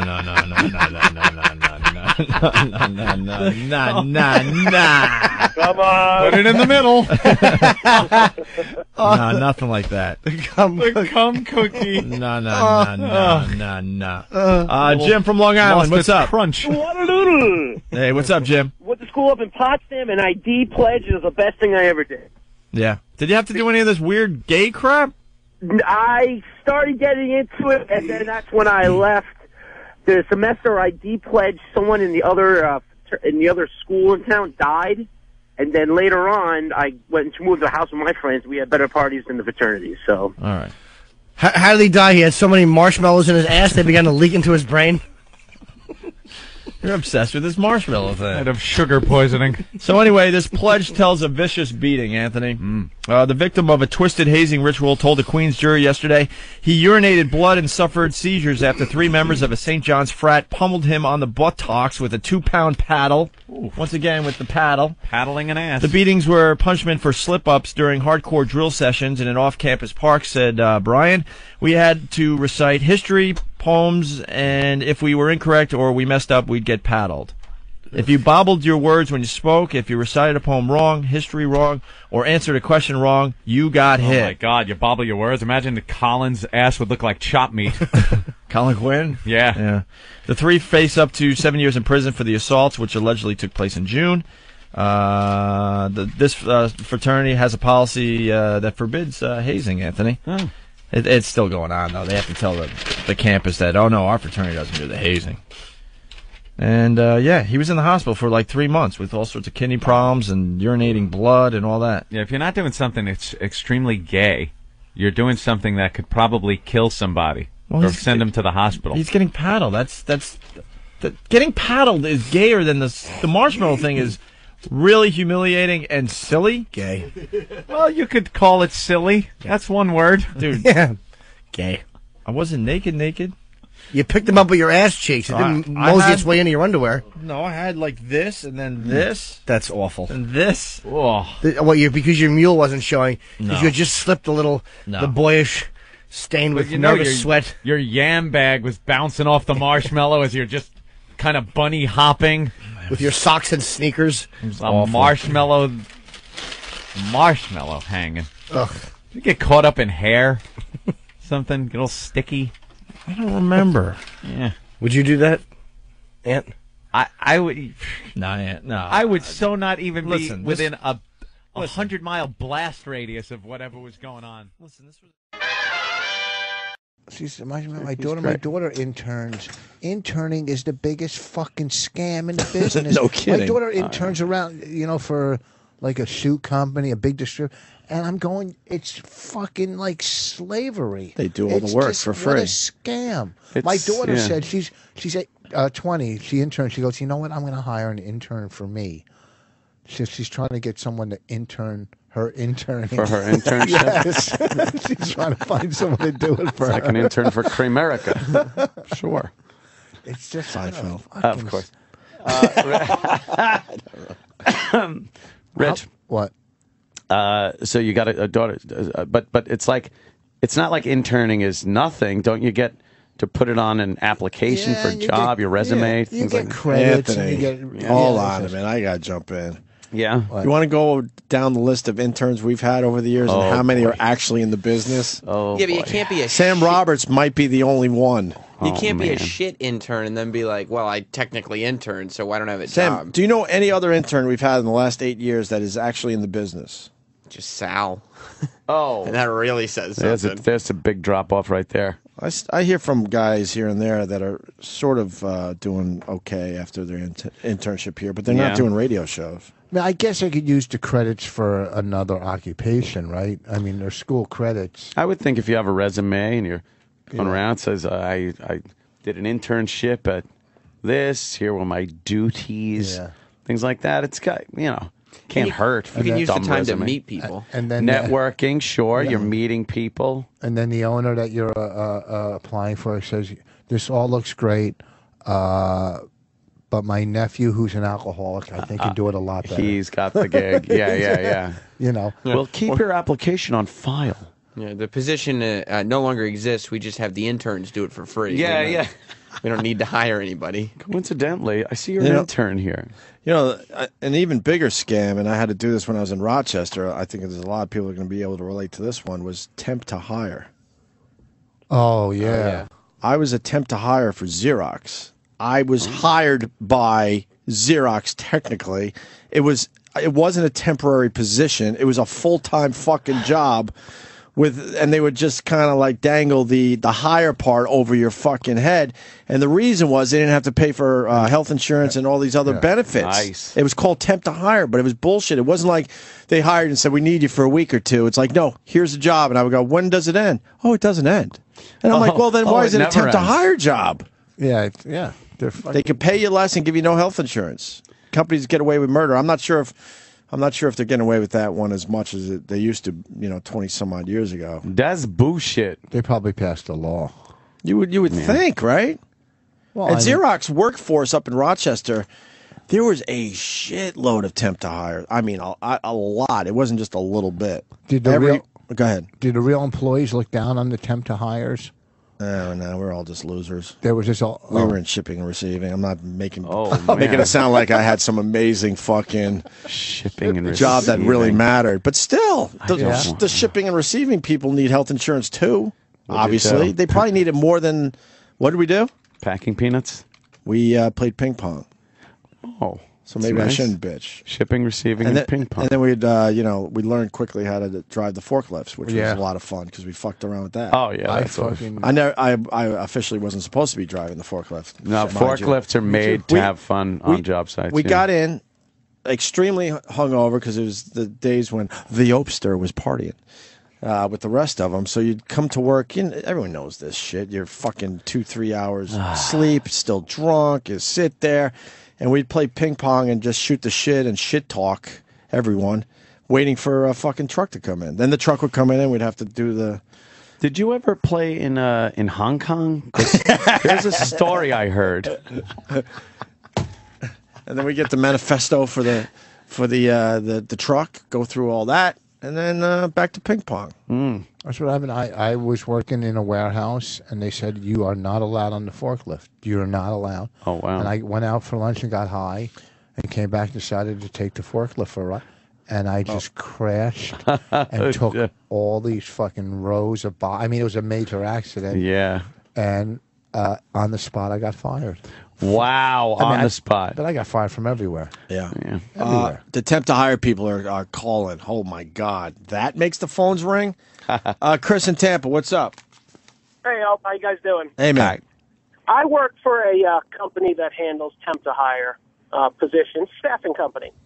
And it works for companies because they get to try you out before they want to invest all their money in giving you, like you said, benefits, vacation, all that time. And they can pay you less. Now it'll all change with Obamacare. I understand, but that's the theory. But the fact is, why would they ever hire you? Because that would mean more resources from the company going away. They would have to now pay your health insurance and everything else, and give you a better salary too. Yep. Well, a smart company will eventually hire you if you're doing a good job, because then now they risk losing you to a company that's going to give you a They end up hiring an extremely small percentage of the temp to hires. That's the point. All right, fair enough, though, if it works. Someone's saying that Josh in Massachusetts. Go ahead. Hey, in Massachusetts, they have a law that you can't be temp to hire more than 6 months. Well, there's a company out in Massachusetts that's well known that will bring you in for 6 months, let you go for a week, and then rehire you to the temp agency for another 6 months so they don't have to pay the base. Yeah, there you go. There's always a workaround. Sounds like how De Niro was getting the casino license. It's like, oh, yeah, when it reaches the top of the pile, we give you another title, throw it at the bottom. Start when all he's over applying for the casino license, yeah. Right. And Toyota still uses it? Hi. Kevin in Mississippi. Hey man, yeah, Toyota does this as well. They hire and give you. They'll tell you it may take you up to 3 years, and say they bring in a group of like 4 temps, and there's one hot girl in it. Everybody's just completely fucked because she's automatically gonna get it, and you just know it. And these people are working right beside you, doing the same shit you are for like a third of what you're doing it for. If you have a job for 3 years, that's not a temporary job. No. That's a job. Holy fuck. Amazing. Just To amazing. me, if you have a job for 3 years, that's retirement. Did you work in a factory once, Rich? Yeah, I've worked in everywhere. Hold on. We might have an old friend of yours on the line. Mike, you I know think Rich I do. Voss? Yeah, I know, Voss. What? Where did we? Are you from Plainfield, Yeah, Rich, it's Mike. Mike? Yeah. Oh, He doesn't know who you are. Yes, I do. I can't play this. Yes, I do. All right, who is it? Who is it, Rich? Mike V is his last name, right? Yeah. Okay, fair enough. Okay. Go ahead, Mike. What's going? We're talking Dugan. What? The place that had the Zodiac signs that we all Yeah, that you stole. were selling in school. Yeah. What? They had these round Zodiac. There were these round Zodiac things that if you spun them around, it landed on a birthday, a Zodiac. It was just a wheel with Zodiac. And I would steal them, and I would... Pilfered the place and take them to school and sell them all day long. Yeah. In high school, yeah.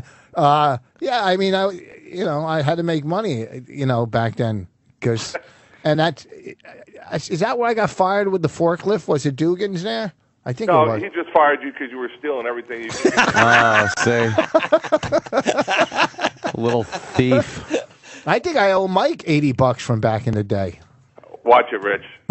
No, you lent me for lunch money. Yeah. We'll talk later. Hey, good hearing you. Take care. All right, Mike. Mike V, everyone. Well, that was part of the thing. You had to steal from the job. It's really hard to do nowadays. This guy was great. I knew his family. I knew him since like 4th grade. I used to go to his house for lunch. His mother was the nicest. The whole family. You actually knew someone and had a good friend in 4th grade? He was a nice... Yeah, really it was like strange. 4th grade. It's very unusual or to 6th hear a grade. story like that. Why? And then we went and bought some coke. No, he didn't do It always drugs. end like that. He didn't do drugs. He was one guy that didn't do... Who did in 4th grade? In 4th grade, Rich. Jesus. In high school, I knew him all the way from 4th grade to high school. We didn't get into the high school years. We were talking about 4th grade. But he was like the smartest dude. He bought like Coca-Cola routes or whatever, or Roots, and very successful. But he was the one guy I hung out with that didn't do drugs. Nice. I don't know why I hung out with him. You're right. In 4th grade. In 4th grade. No, in high school, I anywhere. know, Rich.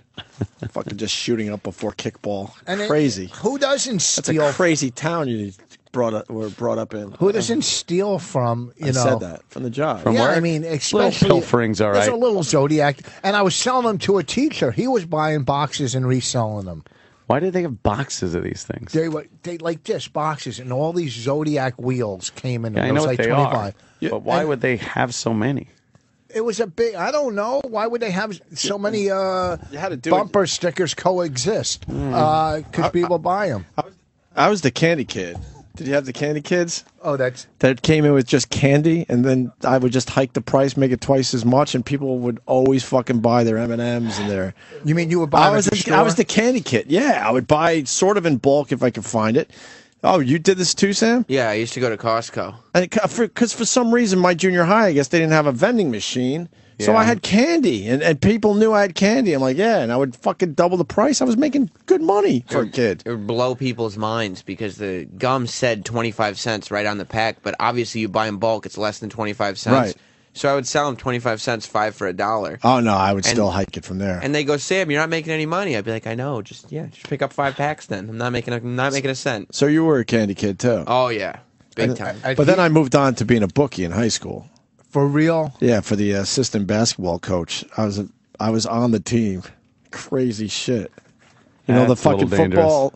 You know the football sheets, Rich, that we all have done. The assistant coach was the main guy. No way. And then he kind of got me almost like he was the sheets guy. He was the sheets guy In high school? In high school, it got ugly, man. I think I don't even know how I got out of it, but I was in a little too deep because somehow he knew I was into it because I think I was getting a sheet from him. And then he's like, he was a little scared, so he needed a middleman. no shit. I was his middleman, and there was a side of Harborfields High School at the time where the slow kids and all that went, but that wing also had a lot of empty shit that they didn't use anymore. So we would meet in an old fucking locker room. No fucking funny business, but you can make your fucking jokes. And we would do the whole exchange and shit. I would fucking give him the money. He'd give me the sheets and all that shit. And then he would give me the envelopes to pay off everybody. And I had to pay off one of my fucking teachers after class, and the teacher knew. So the whole class, I'm sitting there, and he can't wait. I think he hit. It's been a long time, but he hit 8 for 8 or 9 for 9. He hit. It was a few thousand, which was rare, but he hit, and he knew he hit, and he knew the kid that had the money was in his fucking class in the back room. So then I had to kind of wait, be the last kid out, and then fucking slide him his envelope. Holy fuck, that's... And then the guy, I think I was a senior, and that's how it ended, because I remember he was... I was making probably a couple $100 a week, which was a lot of money for a high school kid, cash, just to fucking hand them out and get them from my friends and stuff. But it started expanding way too much, where the teachers were getting involved and stuff. Jesus. And then he was a shady dude to begin with, and then he knew I was going to Geneseo State School and SUNY School, and he wanted me to continue it up there, and that's when I was like, all right, look, this is fucked up. I knew even in my stupid young brain that, all right, this is fucked up. I got to get the fuck out of this. Got to lay off of this shit. But I remember how Surprised fucking... you never got caught. I'm amazed. And we would meet in this, like, part of the fucking school that no one was using, and I was fucking scared shitless. But what happened if And someone then I felt like I couldn't get out. What happened if someone didn't pay? A teacher's not going to take him out. Break his legs. I'm not sitting here like I was a mafia guy. Everyone was going to pay. It was obvious. That'd be so great. obvious. Fucking imagine that's in the news. A teacher's breaking students' legs for not paying on sports betting. Right. Oh shit.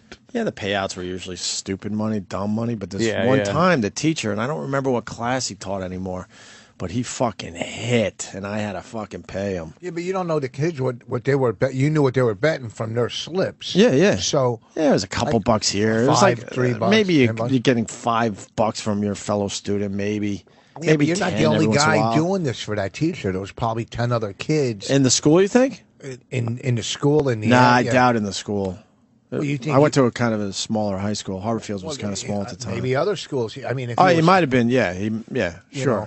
Oh, sure. I'm sure he had his sheets elsewhere. I mean, of to course. to risk going to jail, you're not going to do it for $20, $30. Yeah, that's true. Probably You wanted know. to make some righteous bucks. I wake up one day and I'm like, what the fuck? How did this happen? I'm part of a gambling ring. What happened? What the fuck? I was betting one week. I bet on basketball, college basketball. 1 week. Isn't that like a terrible bet? I lost. No, Betting on basketball the point in any spread. way, shape, or form. The point spread is really tough to Yeah. figure out. Yeah. I lost 12 out of 14 games. That's almost impossible. Right, that's you can harder flip to a do. coin and do better. Yes. I don't know. They figured out that point spread. I think the best bet is You could college. take Indiana, but you got to give 37 points. No, college football is the best to win. Hey, just don't forget about the 14-point spread. Right, exactly. What? But they figured out with college basketball, that was a tough one. Yeah. I used to college dabble a football little was bit. good to bet on. I think so. Yeah, because they Used would to be be. teams. They would want to raise. They would want to pump up the score for standings. And the over-under. God, I used to. We got to stop talking about this. This is your addiction. Uh-huh. I gotta shut up. Yeah, Rich I don't is- want to be the one that gives Rich the itch Rich to go is back just into that world. This guy sold McDonald's at school. What? He would just go and get what? Bulk burgers, a whole bunch of them, and That's Can a I take this go-getter. call? Let's take this. Sure, he's a go-getter. Let's say hi to Al in Maryland. Yeah, Al. Hey guys, Rich. Hey, I got my driver's license in the mid '70s when there was uneven gas rationing. I worked at McDonald's. They let us take leftover food home, and the pies transported pretty well. I started giving them away, and then people were standing in line, so I started cooking a few extra pies every night and made a tiny living keeping my gas tank full back in those days. I was the pie guy at lunchtime. Pretty popular. Chicks loved it. He just said chicks loved it. Chicks loved it, so it's worth it. So it's cool, man. Yeah, I've told the story before about having the Apollo air conditioning van. Thanks, and, no money, and I had the credit card for the gasoline for the van. And there was a Texaco station where the guy had a lobster boat also and would sell the lobsters out of the gas station. So I'd pull up, half a tank of gas, the rest lobsters, pay for it on the company credit card. Nice. Go home, boil them up. I'm broke. We're eating lobster tonight. That's right. I used to sell meat and seafood out of trucks. There was a company we used to drive around Who selling would meat. buy that? It was the best stuff. It was Yeah? gourmet food and gourmet shit. Just dip out of each box. You know, Yeah. take one or two. You gotta take your crab legs taste. from A little skim. there. You know, it was Little real for the good. effort. They were big back in the day. Little All these taste, companies. literally. I understand a little taste. Sure. Don't you remember the little Toyota trucks pulling up and trying to sell you meat and seafood? Didn't they have that in Long Island? I don't remember those. A fond memory. I was Washington Drive school, so grammar school. You know, kindergarten through 6th, and I figured out that these are all stories we've told. I guess. Huh? But fuck it. The lunchroom, they would make those fucking peanut butter. My thing was peanut butter cookies back then. And they would put them outside to cool. So I figured out if you go around the entire school, there's the trays of cookies. There's fucking. Oh, wow. And I got away with it for a long time. I would just take a couple every other fucking day. Snag 'em. Yeah. But I remember it being where it wasn't as easy as just going in. You had to kind of like, make some moves to get into that area. But I always did and kind of reached around and grabbed them. It was so easy to steal cookies. You would just hold them under the tray as you were bringing your tray. Right. Through. You would, good you would hold move. cookies under your tray. I used to steal them all the time. I grew up poor. I didn't get hot lunch. Oh, we only got hot lunch because we had a meal ticket. Well, it got to a free point. lunch thing. And these tickets. Did any kid ever pay for fucking lunch? Hot lunch? It seemed like everyone had that fucking welfare thing. My mom's lunches started getting really shitty, the ones we had to bring to school. So I finally would just throw it every day and then get a nice hot lunch every day on the little change I was making from being the candy boy. The candy guy. I treated myself to a hot Sad lunch. state a of nice, affairs. a nice piece of square pizza. In California, behind Vaughn's supermarket, Yeah. there was where they used to keep the depositable bottles, and people would bring it in, and they'd put it, but it was a big locked cage, and we figured out how to squeeze in between the chain link fence and the pole, Right. or climb over the top one day, and then I'd just offload them to my brother, and we'd go right back around and bring them in and No get kidding. money. Yeah. But you couldn't take too much because then they would be onto you. Yeah, You yeah. had to know what It kind was- of taste. It was just to enough take. for a box of ice cream sandwiches. Yeah, you had to just take a little taste so no one knows. Love my ice cream sandwiches. Just skim off the top just a little Yeah, bit. yeah. Don't get A greedy. little bit. Don't get greedy. A little bit. Yeah, you gotta When do we what you were- gotta do, you know? Right. We sent when we were in I don't know, we were in 5th grade, and my brother and his friend were in 3rd grade, and we sent them into the drugstore. We said, there's 2 of them. We said, whichever one of you 2 steal the most for us. Jesus. Making a little gang. Yeah. We said, we'll let you keep what you get. Uh-huh. And so my brother, and this other guy, he had 2 legs in, and they went in stealing, and they got caught. Oh, Me and they rat you out? We were gone. I left him there. Oh, man. Little thief. I don't want anything to do with a thief. Probably ratted you, though. They made us. The crying. I don't know if there's a person alive around our age that hadn't hadn't had to sit in a back room of a supermarket or some store after getting caught. But a lot of times they didn't really involve the police. Nah, they didn't want to. They just wanted to scare the fuck out of you. Yeah, they wanted to fuck with you a little bit. I think mine was, what was it, Wallbaum's in Greenlawn? That supermarket? Yeah. I think it was Wallbaum's. We got caught stealing some over there shit. by Harmon Pizza. And then we were in the back room. This asshole that was probably only a few years older than us, scolding us, scaring the shit out of us. It worked though. I was done. Like, your life of crime was over. Fuck that. Yeah. I don't need some asshole yelling at me. So I'm trying to grab I don't even remember back then. Yeah, Harmon Drugs and Harmon Pizza were in the Sunup Pizza, and Harmon Drugs were by the Wallbaum's shopping center there in Greenlawn. Okay.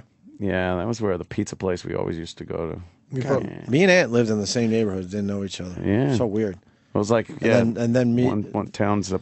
One town, 2 towns away. Yeah. Same experiences. So weird. And then we meet years later. We broke into a house and when we were that's my line. This is what I like about me and you. Our stories are pretty innocent Long Island shit. And a lot of people were like, well, the time I broke in a house and had to clock bottle. the old lady over the head with a fucking wrench. So, you know, the mom was there, so we raped the shit out of her. And then, just kids, though. Look, we had to cover our tracks, so we burned the house down. Yeah, we burned the house Just down. relating to what you guys were talking about. And, Jesus. So then it was a short, I think, a short shootout with the cops. Then we grabbed the car that we stole. Right.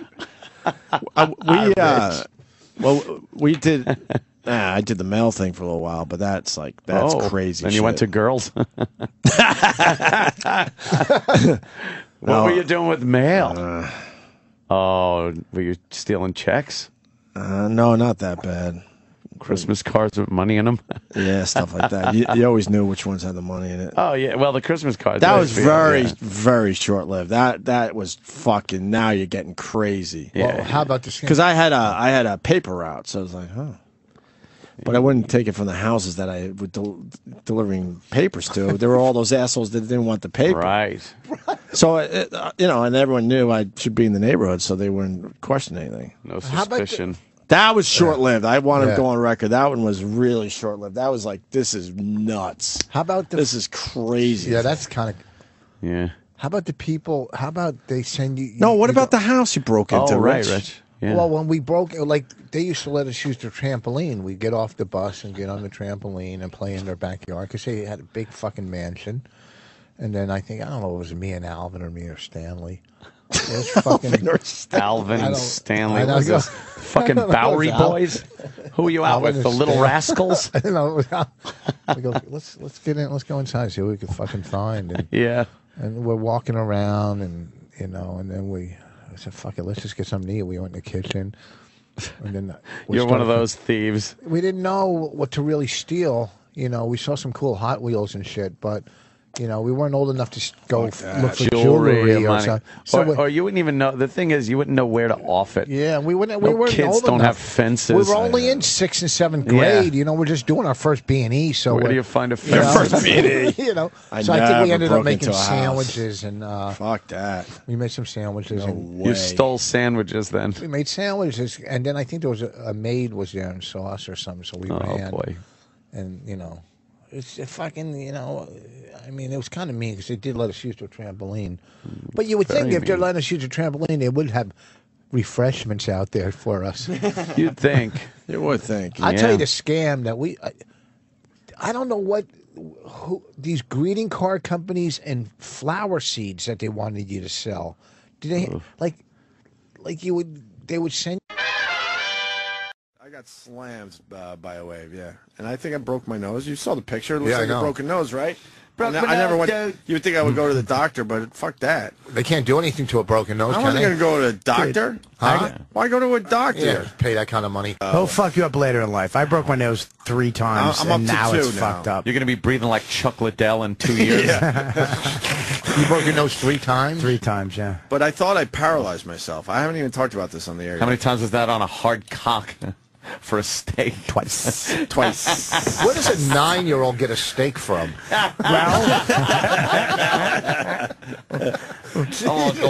When you was it a big wave or was it just a fucking rogue wave? No, it was pretty big. It was pretty big because the waves were getting big because Hurricane Earl was. Were you trying to body surf? I mean, I was boogie boarding, which people laugh at if you know. Fuck! Why you laugh at that? I boogie People board. laugh at it. It's fucking dangerous. Because they're like, you should be surfing. Really? But I'm not a good surfer. Who the fuck says you should be surfing? Surfers. People that don't do either. Isn't that ironic that Opie boogie boards? Look,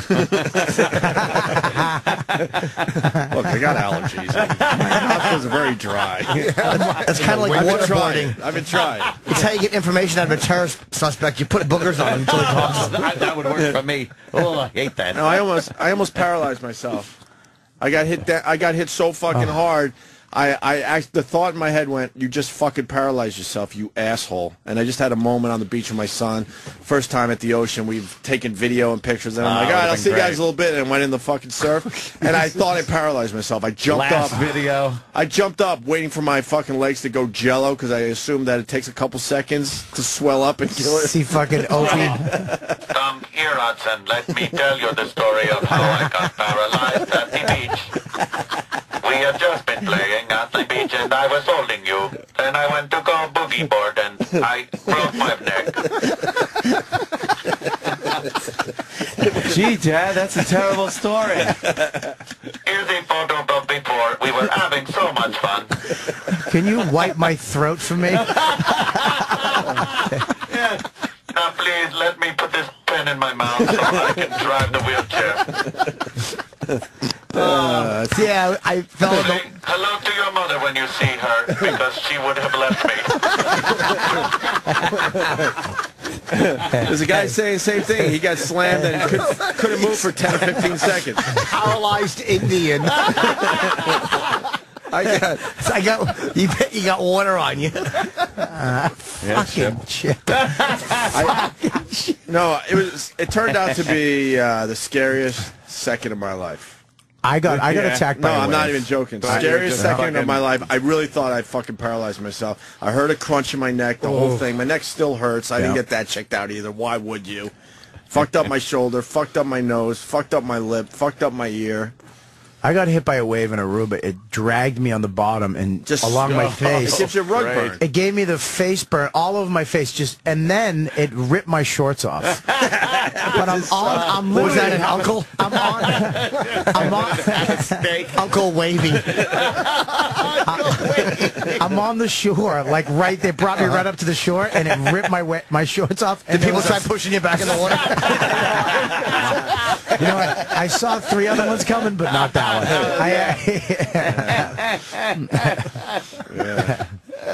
Shit. But I got fucking lucky, man, because I heard the crunch and everything. I felt my legs going over my body as my face was planted firmly in the fucking sand. Fuck, yeah, you could totally just have been paralyzed. No joke, man.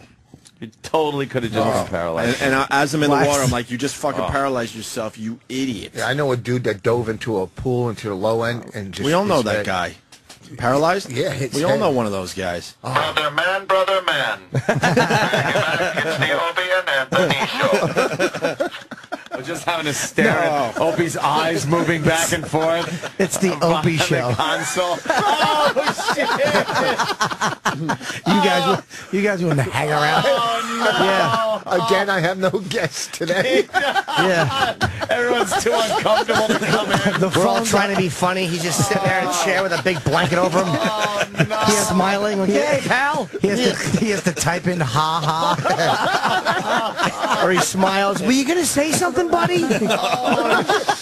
Yeah. I'd like to thank everybody for coming to the telethon. Let's take a call from Footer. You think Footer would stick around? No. Oh, it would be so ironic if he did. Just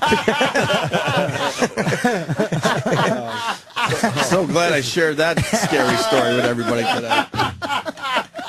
Fuck. Oh, that's I terrible. have horrible timing for my stories. I thought we'd share our stories, scariest moment of your life. Oh no, fuck that. You ever have a scary moment? A real scary moment when you thought, holy shit? I'm just thinking about you in a lonely chair behind a microphone, trying to push a button with a pencil in your mouth. It's like, yeah, moving around with that straw. It's just got to blow into the straw. Oh, God. Kenny, can you put Cheerios in a blender for me, please?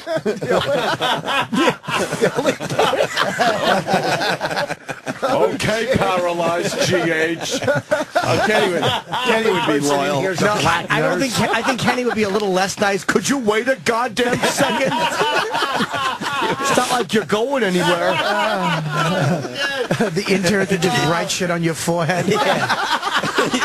He's there popping blueberries into your mouth. Yeah. He would have to get the special fucking minivan with the lift. Damn, that would suck with the lift on it. When Opie was, Hi, Howard. How you been? It's good to see you, Howard.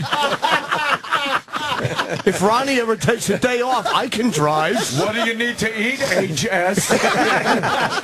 As Opie rolling down the hallway at a half a mile an hour. Yeah, he's sitting like that lady in the fucking Superdome during Katrina. He's gonna. Please get out of the way. Please get out of the way. You fucking asshole. It was scary, I tell you. It was scary.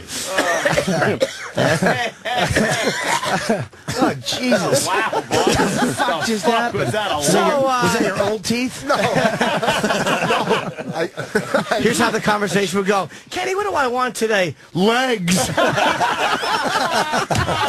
Oh, shit. So, fucking Matt in Iowa, a paralyzed Opie would still have his imagination. So that's good. Your big imagination. Fuck, man, that is so heinous. Dude, Shit. You'd have some shitty sweater that some fan made him. Yeah. Stay strong or some horrible inspiration thing on. God's carrying you. Yeah. Kenny hoisting you onto the toilet 5 times a morning. Yeah. No. All those years. Legs. No, it would be one time a day. 4 times you have to sit in it one time a day. Let me clean you, GH. Yeah. Let me unhook that bag on your fucking hip. You can just see blueberries and Cheerios and boogers.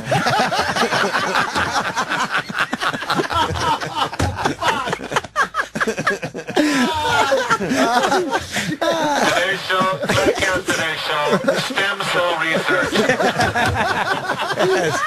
5 hours of stem cell research talk.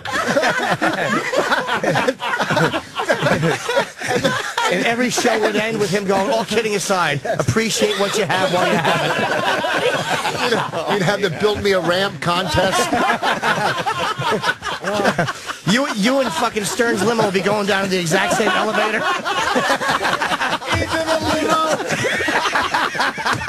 Your feet are touching the bumper. Howard, roll the window down. I want to make amends before I die. Just breathe on the window and write something in the fog.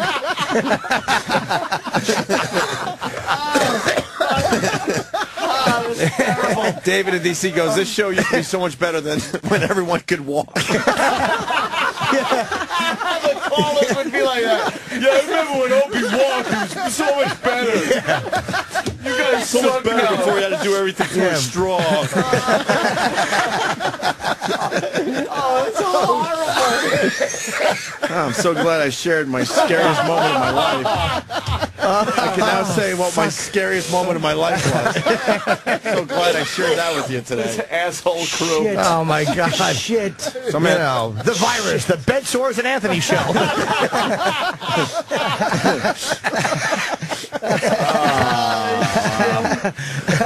Colostomy bag and wheelchairs will be back in 2.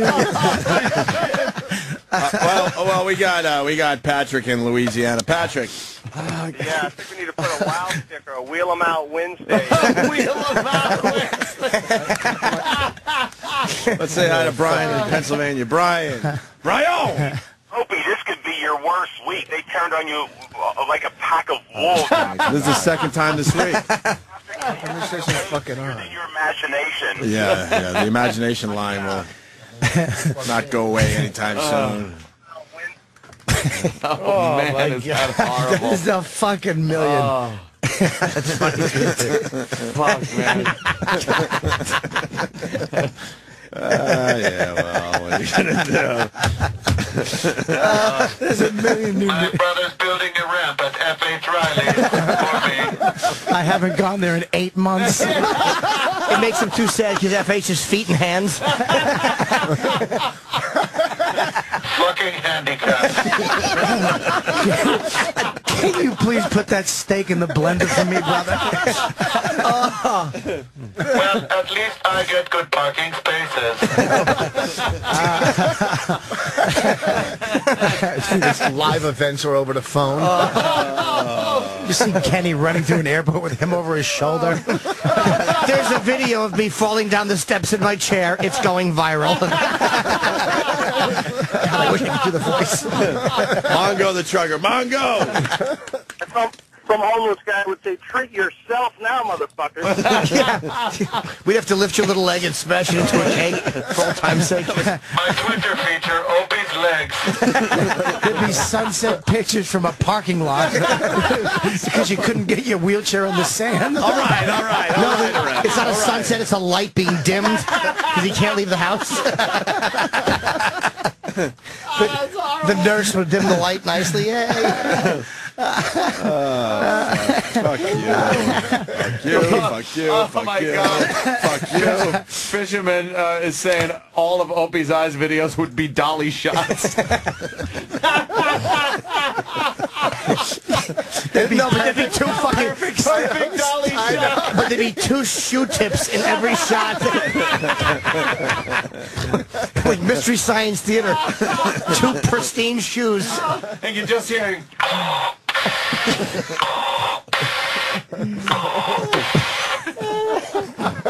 See, it's a respirator. That's a good one. Jesus, horrible. So you almost get paralyzed. In other words, so it almost happened, and but thank God he's fine, and Yeah, it God. didn't happen. That would have fucking... Wow. That would have sucked, That fucking hospital visit would have sucked. I know. Just you would have giggling in the hallway. I know. I would have felt horrible walking out with your golf clubs. Janine made a comment about you hanging out with a friend and called it E-rock and roll.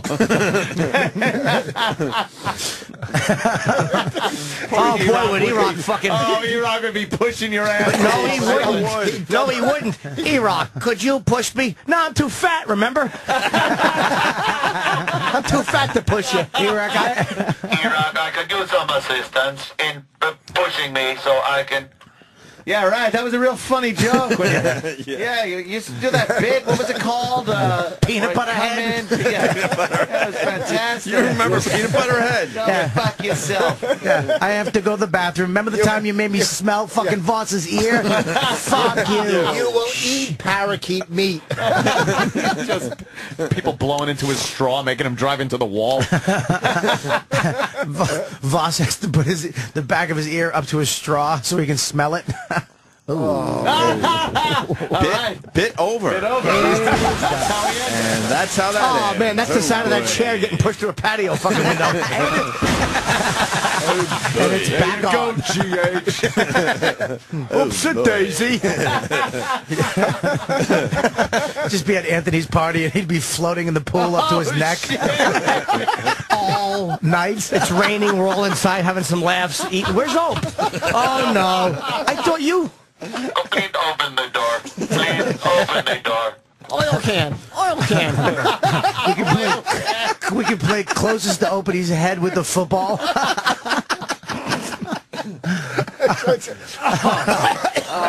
Horrible. Wow. That's a long time in the barrel. Oh, that was a good one. That's Damn. Look at this stadium. LSU. It's gonna fly away. Oh, LSU. LSU's got a big one. Jesus Christ. LSU's got a big one. Used to have 15 seats.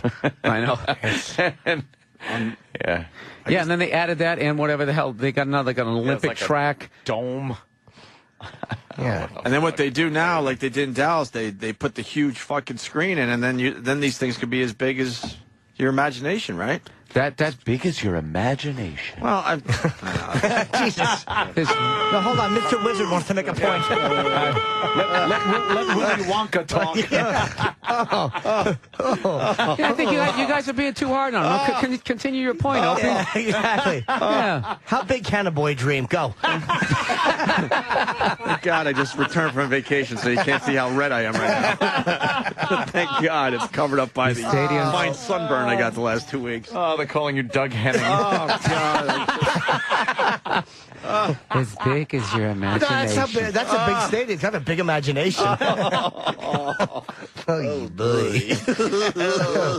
Yeah, sometimes they just pop out. Opie, do you miss daydreaming in your childhood? Yes. Look at how embarrassed he's getting. This is awesome. Yeah. That's not bad. As soon as I said it, I saw Jimmy's eyes. I'm like, oh. Well, because you said as big as your, you just said imagination, and we're all like, that's pretty darn big. I couldn't come up with a good. Pretty darn big. I couldn't come up with a good word. No, imagination.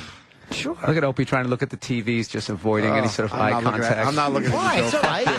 Fuck you, Bill. Everyone has a big imagination. No. Bill does. I do. I imagine a flying stadium. You know what I like? You know what I liked about it? That was his heart talking. It really was. It really was. The heart's coming out. Because of a boy's imagination. Becoming a father is really fucking up the radio show for me. It's okay, Opie. All right, Bill Burr, we're going to take a break. Why? To get me out of this. Why? Oh, come on. We're all just going to sit here and daydream a bit. I used to love watching butterflies. Yeah, just floating around. I like butterflies. Imagine what it would be like to be one. Yeah. Just use your imagination. That imagination is endless. You flutter around the yard, and some kid who's been raped by his stepfather hits you with a zip-zap paddle. Oh, my God. He's just trying to be pretty and colorful. This is an abused kid. Fucking rips your wings off. Being a butterfly would suck dicks. I hate it. That'd be a Japanese hornet. Well, I think we're going to... should we break? Break and talk about unicorns and rainbows. We really should. That's what Raphael is suggesting. Yes. Play a little Candyland. What he said should be like a cheesy tattoo at a tattoo parlor. Yeah. No, like right above it. Whatever tattoo you want, as big as your imagination. Yes. It can be a stadium, but as long as the screen is put in, people, it's as big as your imagination. And this is how good Travis is. This is Keys to Your Imagination. Oh. Keys to the Imagination by Yanni. Yanni. Off the CD, Keys to the Imagination. Right? I sometimes dream of a stadium where no game even has to be played.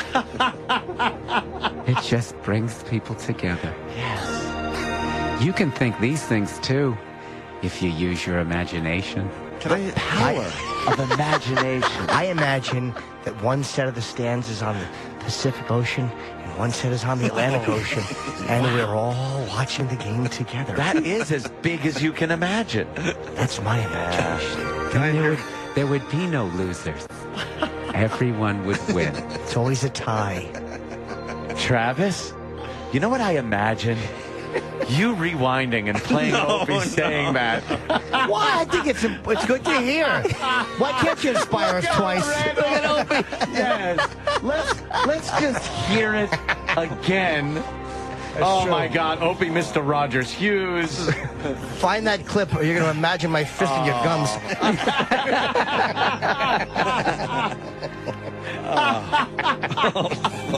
Oh, you are not going to be comfy listening to this. Because it sounded like there was a moment of thought, like I couldn't think of a word. Any word would have been better. I know. In all languages, as big as your logs, Down syndrome, kid's tongue, tumor. As big as your I fucked up with the word. Rap sheet. Anything would have been better than imagination. Here we go. Wait, can you play with the music? I think I might bring it all together. Oh, no. I need to just hear this. Let's hear it naked first. Let's hear it naked. Then we'll hear it with the music. Yeah. Here we go. Oh, no. And then what they do now, like they did in Dallas, they put the huge fucking screen in, and then these things could be as big as Your imagination, right? Okay, you also look for acceptance. Because I paused. Right, guys? No, because he knew it came out of his mouth, his imagination. Right, guys? Right? Everybody? All right, the Opie and Anthony show. We're going to break. Oh, boy. I wanted that one back badly. I wanted that one back. Well, I heard the pause. I needed a word. No, but you know what's great, Opie, is I think that we've gotten all the laughs that we can out of it. Up. I don't think that this will have... Shut up, Bill. I don't think it's going to go viral. No. This guy's like, when I grow up, I want to be on radio. That's what I imagined. Yes. You can too. But not just any radio show. A radio show that inspires beyond your wildest dreams and imagination. Without limit. Close your eyes and try and find your center. Do you hear that voice? Lived in L.A. too long, Bill. You're on a beach. The warm sun is on your face. Bill has tried to find his center. Haven't you, Bill? You're a cracker in the middle of a room. A bunch of men are standing around you. This is really uncomfortable. Take off your shoes and wiggle your toes in the sand. Get in touch with Mother Earth. It's all possible when you use your imagination. That's when we notice we're getting old, when we stop using our imaginations. Be a child again and just imagine like you used to. The world is your oyster. Enjoy the sounds of nature. The flutter of a bird's wings. The panting of your dog. Bill, you have nature CDs? A stadium so big, 1 million people could fit. Big stadium. I think a zillion people. I imagine the whole universe cheering for one thing. Well, when you use your imagination, guys, there's no limits. Opie, let's imagine being treated fairly by the company. I don't think we can. No, that's where the imagination ends. Yeah, the human mind doesn't actually go that far. Can't wrap around it. Yeah. Oh. Here at Disney, our Imagineers come up with the characters you see on all the attractions. Thank you, by the way, your Denver Pets. Is there a South Park imagination song? Dan, you're a South Park guy, right? Is there an imagination song that needs to be played? You know what's funny about what you did? That's like a moment that just ruins your pussy career in high school. Just one stupid fucking dumb word. fucking thing. And you're like, maybe I'll get laid in college. I'll ride this out for another 2.5 years. Write it off. Gotta write it off. All right, let me hear this. Imagination. No. It is kind of a spoof on Willy Wonka there. I collected baseball cards growing up, and I had a Don Larson card of the year he pitched the perfect game in the World Series. So this card was worth a lot of money. It was like from the the 50s, whatever. And I brought it to school for like kind of show and tell. And it was one of these cards that I would not depart. I would just keep it at home in a box in plastic. It was one of those things, and I brought it in to show everyone to kind of brag, like, Very look what I got. proud show and tell. And there was just this like greaser, just this kid that had long hair before anyone else had long hair, and he was wearing the leather jackets. He's sitting next to me. He goes, "Oh, let me see that card." And I'm stupid. Like, this is where it came from. I'm stupid, Greg Hughes, thinking, okay, I'm gonna share. I'm gonna show him the card. Maybe we can become friends. This is where your bit came from. What? You do this to everybody. Oh, wow. Wow. Oh, wow. We're getting into something today. What did he do? He, wow, you're getting into something today. Oh, my God. Dude, you just made a breakthrough. Oh, my God, I'm not even kidding. Oh, my God. I know what's going to happen here. I think you're making a breakthrough, and I'm not even kidding.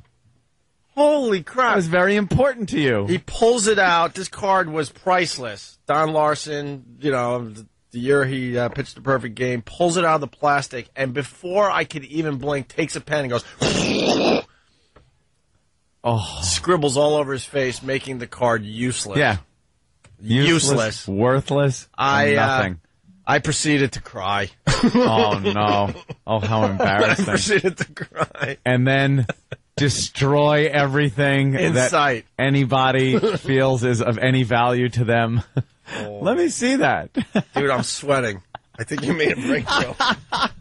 I'm not even kidding. I'm sitting here. That is something. Heating up. It just sounded, Heating up. as you're telling it, I'm like, I've seen this. Wait a minute. I know this sounds familiar. Oh, yeah, I watch Opie do it. Holy crap. I'm heating up. Yeah. Yeah. I'm like a little kid again right now. You're red, dude. You're right back there again. Oh, wow. With his little baseball card and the little greasy-haired kid. All right. We should take a break. Yeah. Maybe you should deal with that. You should get a Don Larson card for yourself. Yeah. You should treat yourself to a Don Larson card that same year. I think everything would be right with the world if I just got the Don Larson card from Yeah. the year he pitched the perfect game. In A the World listener will Series. send one in. They're good with stuff like that, sending valuable things. I can't tell you how many pieces of Nazi memorabilia I have sent to me by the listeners. Everyone's like on instant feedback. Holy ass, the origin of Opie. Yeah, there it is. You know, years go by. Years go by, and these revelations just pop out. Wow, I never even thought about it that way, but you might be right. Because there's something very real when I do that, by the way. A lot of people go, oh, that's a bit for the radio. Yeah, whatever. Joe, believe what you have to. Joe from Jersey makes a good point. Yeah, well, let's go to Joe. Joe, what's up? What's up, Renee? Hey. Hey, Opie, while you were crying, did you say, I earned that? Oh, no. What do you... I earned that baseball card. What? Oh, no. I got that. For the new listeners, go to YouTube and just throw Cake Stomp, Opie and Anthony into the search, and that will catch you up on that little story. You hand in the card and go, treat yourself. Treat yourself.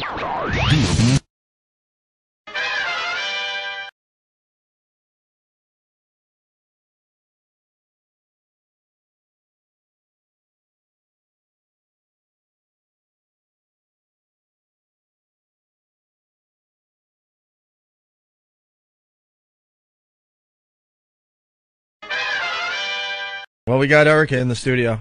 Hello. It's Couch Lady. Hi. How are you? Hello. So what's the deal? You were supposed to be here last week with the couch? Yes, and unfortunately, I had a little what? Incident? Oh. Infection? No. In what? I don't know. I guess I had anxiety last week. Oh, you had an anxiety I had a little attack? anxiety attack, and my Is that doc- why our porn stars had to have lesbian sex on a the piece of console? fiberglass? Is that what it was? Yeah. I'm sorry. That's all right.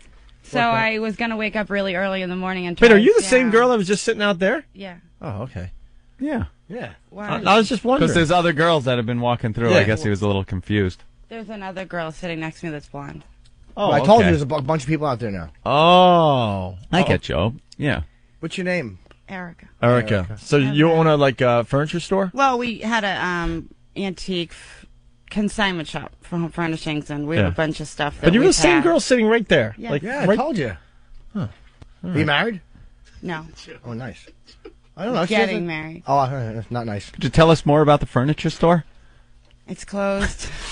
I thought it would make a good. It's closed 'cause you addition to the oversleep? Book guy we just listened to. No, it's Why did it close down? economy's not good. No. And you Pretty much going oversleep a down lot? the crapper, so. Yeah. And I what? And you oversleep a lot. Well, I heard. no, I heard you had a doctor problem gave last me week. something for anxiety. Hey, and it come, knocked me get out- back on mic.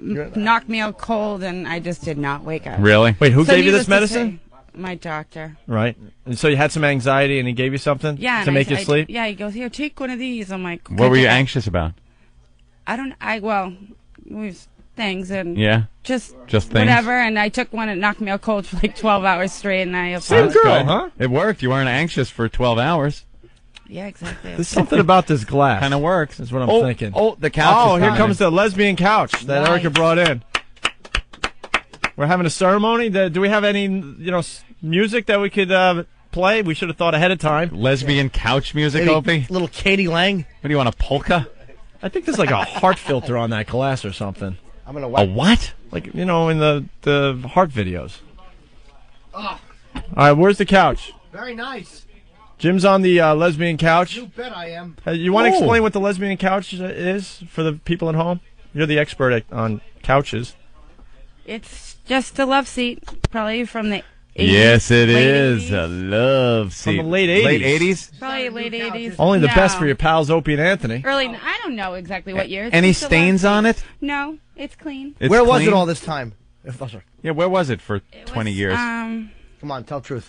If it doesn't sell in the store after so long, we take ownership of it, and it's out in the warehouse for a little while. It goes to the warehouse for half price. Oh, we got. If it doesn't sell, we got the black light. We're gonna make sure this is a. Ooh, well, you good. need an extension cord, guys. I don't think it's Sorry, gonna reach. not as good as through the mirror, Opie. Is that what you're trying to say? No, I didn't say that. Really? Yeah, what are you you saying? can. You can say it. There was. I don't know. Like you just looked different when you were sitting out there. That's all. What are you saying? She's lovely. I Stop. know she's lovely. Stop trying to cause trouble. Norton's causing I'm trouble. not at all. I'm trying to sit on the couch and look at her hiney. You have a nice hiney. Oh. She goes, oh. Do you have Are you gonna an check it extension with the cord? black light? Yeah, we're going to check it with the black light. All right, we're plugging in the black light. Want to see if anybody's been No having any idea who owned it hanky-panky. prior to. I have no idea. It's nice Oh, to you play a have no homicide idea? committed on this couch in Great. 86. Could All right. only dream. Turn off the lights. Ooh. Hit This the will lights. definitely Ooh. make this more gooder. She's light out. We have to get And some also, curtains, by the way, for them stupid. It'll do help the need black curtains. light. Matt's curtains for I you, asked you see? guys what Ma. you wanted. I could have brought curtains. No, that's, the couch is fine. Yeah, How the about couch is fine. A post 1981 couch. I have no idea what year it's from. It does look kind of 80s. All right, let's turn on the black Yeah. light. Here we go. Yeah, but you know what? It's kind of, you're not gonna. It's fine. It'll serve the purpose. Yeah, for a bunch of perfect. dykes. Don't black light the girl. Black light the couch. Oh, boy. Can What do you you- turn it on? What are you doing? Why doesn't anything work on this show ever? Danny? Danny. Danny, get that black light working. That's the important thing. All right, now we're trying to figure out how to turn on the black light. Come over here. I'll fill out your card. Wow, this show is just going downhill in a hurry. No! We can't figure out the black light. Fine. Danny, what's wrong with the black light? I don't know. It's not turning on. Danny, calm down. Danny. It'll be okay. Well, I tested it before I brought it in to make sure that it worked Right. before I brought it here. And Perhaps for some the reason, extension cord's bad. Perhaps been laying in the booth. Plug it directly into the wall and see if it works. Perhaps the Attaboy, socket is bad. There you go. There's plenty of things that... All right, we got the black light on. It's the extension It's the cord. extension cord. Everyone calm down. All right, pull the couch over and give it a once-over. How do you know if there's a load on there? What do you see? You'll see white. Oh, my God. Is that X-Files music? Very good. All right, we're checking the lesbian couch for splooge marks. So far, so good, right? Anything? We're getting a thumbs up. Oh, they're pointing out something, Steve. Eric, Jim. And on the armrest would be where you would bend a girl over and bang her. All right, Steve. Absolutely. What are you seeing? big white stain Get right on outta the here. Let me see. armrest. I'm not lying. Take a look. Uh-oh. What does it look like, Mulder? Oh my God. You Yeah, would, you would that's a- absolutely use that part of the couch, too. You would bend her over that. That's a definite load right there. A dried up load. That light detects semen. Oh, there's another Yeah. one. There's something going on Wow. over there. Where Ugh. your upper back would rest on the back of the couch there, Yeah. Anthony. All right. What is that? Is that urine? Oh, that's What? just the design. No, what is that? Is that the pattern of the couch? It is all right. now. All right. That's what... I don't know, man. Is that the pattern of the couch, or is this just splattered Splooge with stain. Splooge. Oh, what about that stain? That's the pattern. Oh, my God. Okay. All right, I see the pattern. Yeah, the This is- pattern is called jizz stain. It was very popular in the early Yeah. 80s. Oh, there's is that a another big one. stain right there? What do you think? Wait a minute. Maybe that's just the pattern, too. I think we have a relatively clean lesbian couch. I Anthony. think so, too. There's one or two spots on it, but Well, I don't know. Let's go back to this stain on the right armrest. There's leaves in it? There's leaves in the couch, Anthony. Yes. I aired it out yesterday. What? I aired it out yesterday, and the leaves. outside and leaves fell. Yeah. All right, she aired it out. Thanks. Wow. Look at that. A condom. No. All right, I think we're pretty clean, no? It's clean. First 1,000 young couches. Let's go back to this stain over here. I think this might be just part of the pat. No, that's a stain. Okay. Yeah, we that's a definitely stain. have one stain in. All right, well, hopefully tomorrow we'll get a bunch more stains on that thing. Okay. Sorry, Jimmy, you won't be here.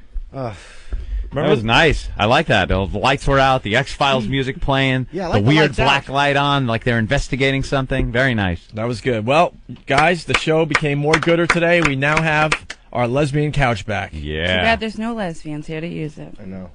Tomorrow. Yeah, tomorrow we're going to do Maybe that. they can't make it Dykes will tomorrow. come out tomorrow. All right.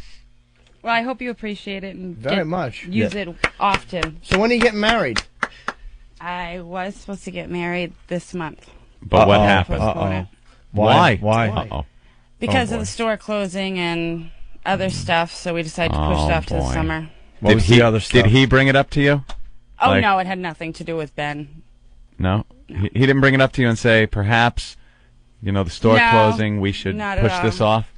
Yeah, guys tend to really want to postpone those things. Who's Ben? So be it. My fiance. Oh, I'm thinking of Ben Sparks here. Fiance. Our own producer.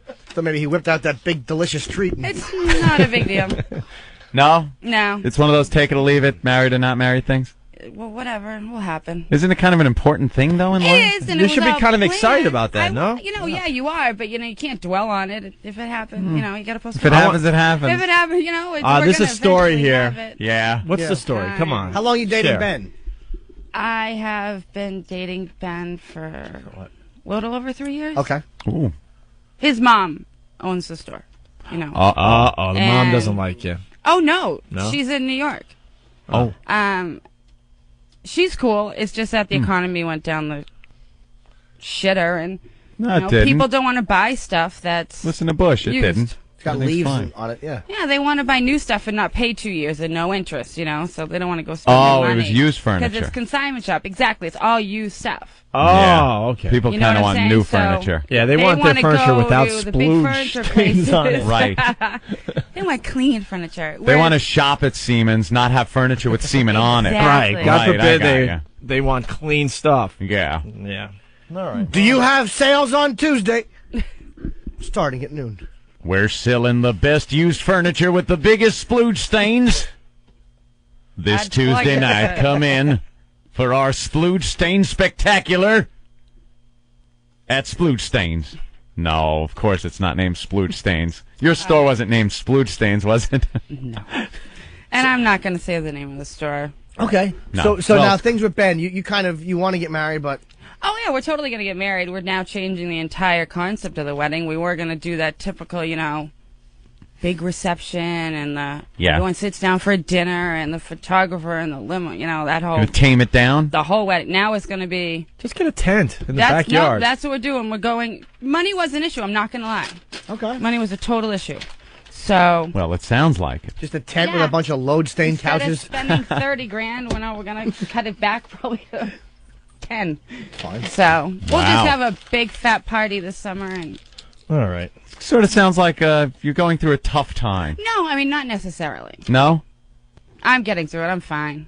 Well, it sounds like with the anxiety and the furniture store closing and the marriage having to be postponed and scaled back. I'm a mess. Fine. Yeah, I it admit does sound like, it's a little bit of stress in your life. And I'm glad you could take time out from your stressful life and bring us a lesbian couch. So I had all the time in the world. There are other ways to earn money. At the Jimmy will nasty show ya. hotel I stayed at last night next door. Oh, did you stay in the city? I stayed next door at How do you get the couch here? In your car? in a minivan. In a minivan. Which hotel did you stay at? Ugh, the one to the. Is it the one Opie used to stay at? Similar. Oh, yeah? What's it called? I don't know. You tell The us. one right here to the right of the building. Oh, How the, could I not right. think of it? I didn't even know there was a hotel there. The Salisbury Hotel. That's is that awful? Isn't that a homeless hotel? I walked in going. I think "Ugh." that's a flop house. It's like a flop Oh, house I or thought it was something. classy. I don't No, know. it's so not. Lit Parker Meridian is right No across the kidding. street. And then And we that's a walk wonderful in and hotel. I love it. Why didn't you stay at the old Parker Meridian? I didn't even know it Because was business there. is bad. That's true. No, not necessarily. I Couldn't don't really afford care. it, Jim, okay? Thanks for rubbing it in. I Really, wouldn't stay Jim? there for 4 hours. I mean, I got to bed at midnight. She and can't got up at afford her 4. wedding, and you spend $30,000 a year on hookers. Why'd you get up in the morning? Now, As why'd you? I didn't know what time necessarily you guys could Yeah. take it in, so I just decided to. We were come. trying to sleep after the anxiety medication and thinking about the business going down and sleeping in the hotel with the red neon light blinking through the window. Actually, no, I fell right to sleep, and then I got up and showered and came over here. Really? See you guys. Wasn't that big a deal? No. Just I'm trying to- sorry. I got trying to nothing. I'm a mess. Trying to sleep and this is outside. What? What? I just want to drop the couch off. Huh? I'm glad I brought it for you guys. Now you can. No, we're happy. You kidding me? Oh no, I'm glad. That's better than the last one we had. Yeah, it's a little road trip for me to take, you know? Yeah, no, It's awesome. We'll give you some prizes. Yeah. I actually have prizes for you guys. What do you have? What do you I have? brought some other stuff for you. What? What gifts? Would you like me to get it? Sure would. Yeah. I am Follow- no, not donkey sausage. Kind of thing. No. Follow Ben out the door. Donkey and get sausage. the other stuff. What kind of gifts? I don't know. Yeah. It's just little. All right, yeah, go get the gifts. Yeah. I'd like a gift. Lock the door. Lock the door. Lock the door. Opie, it's on outside. Oh. No, I want to. Audio's on outside. She's coming back in with her gifts. All right. Shut up, Ben. Jesus.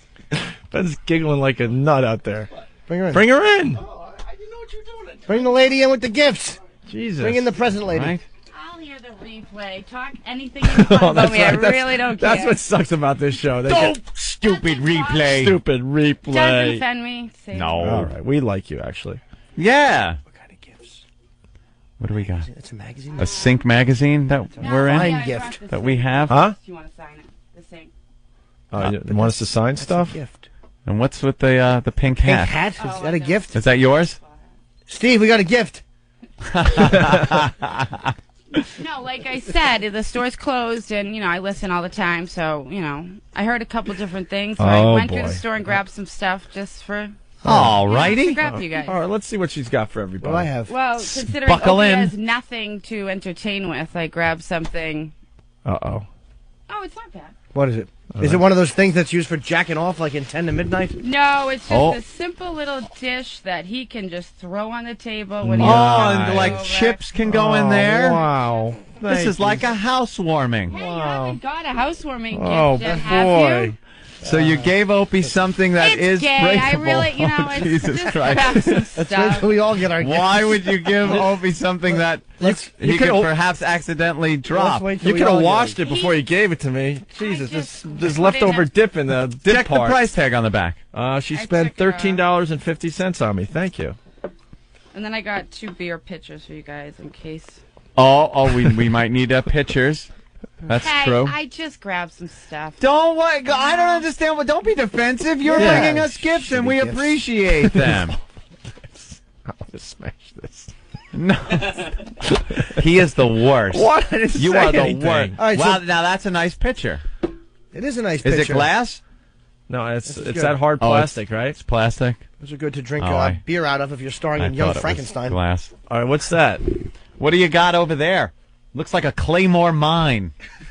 What is that? Oh, I think it's Poker chips? poker chips. From a 1940s.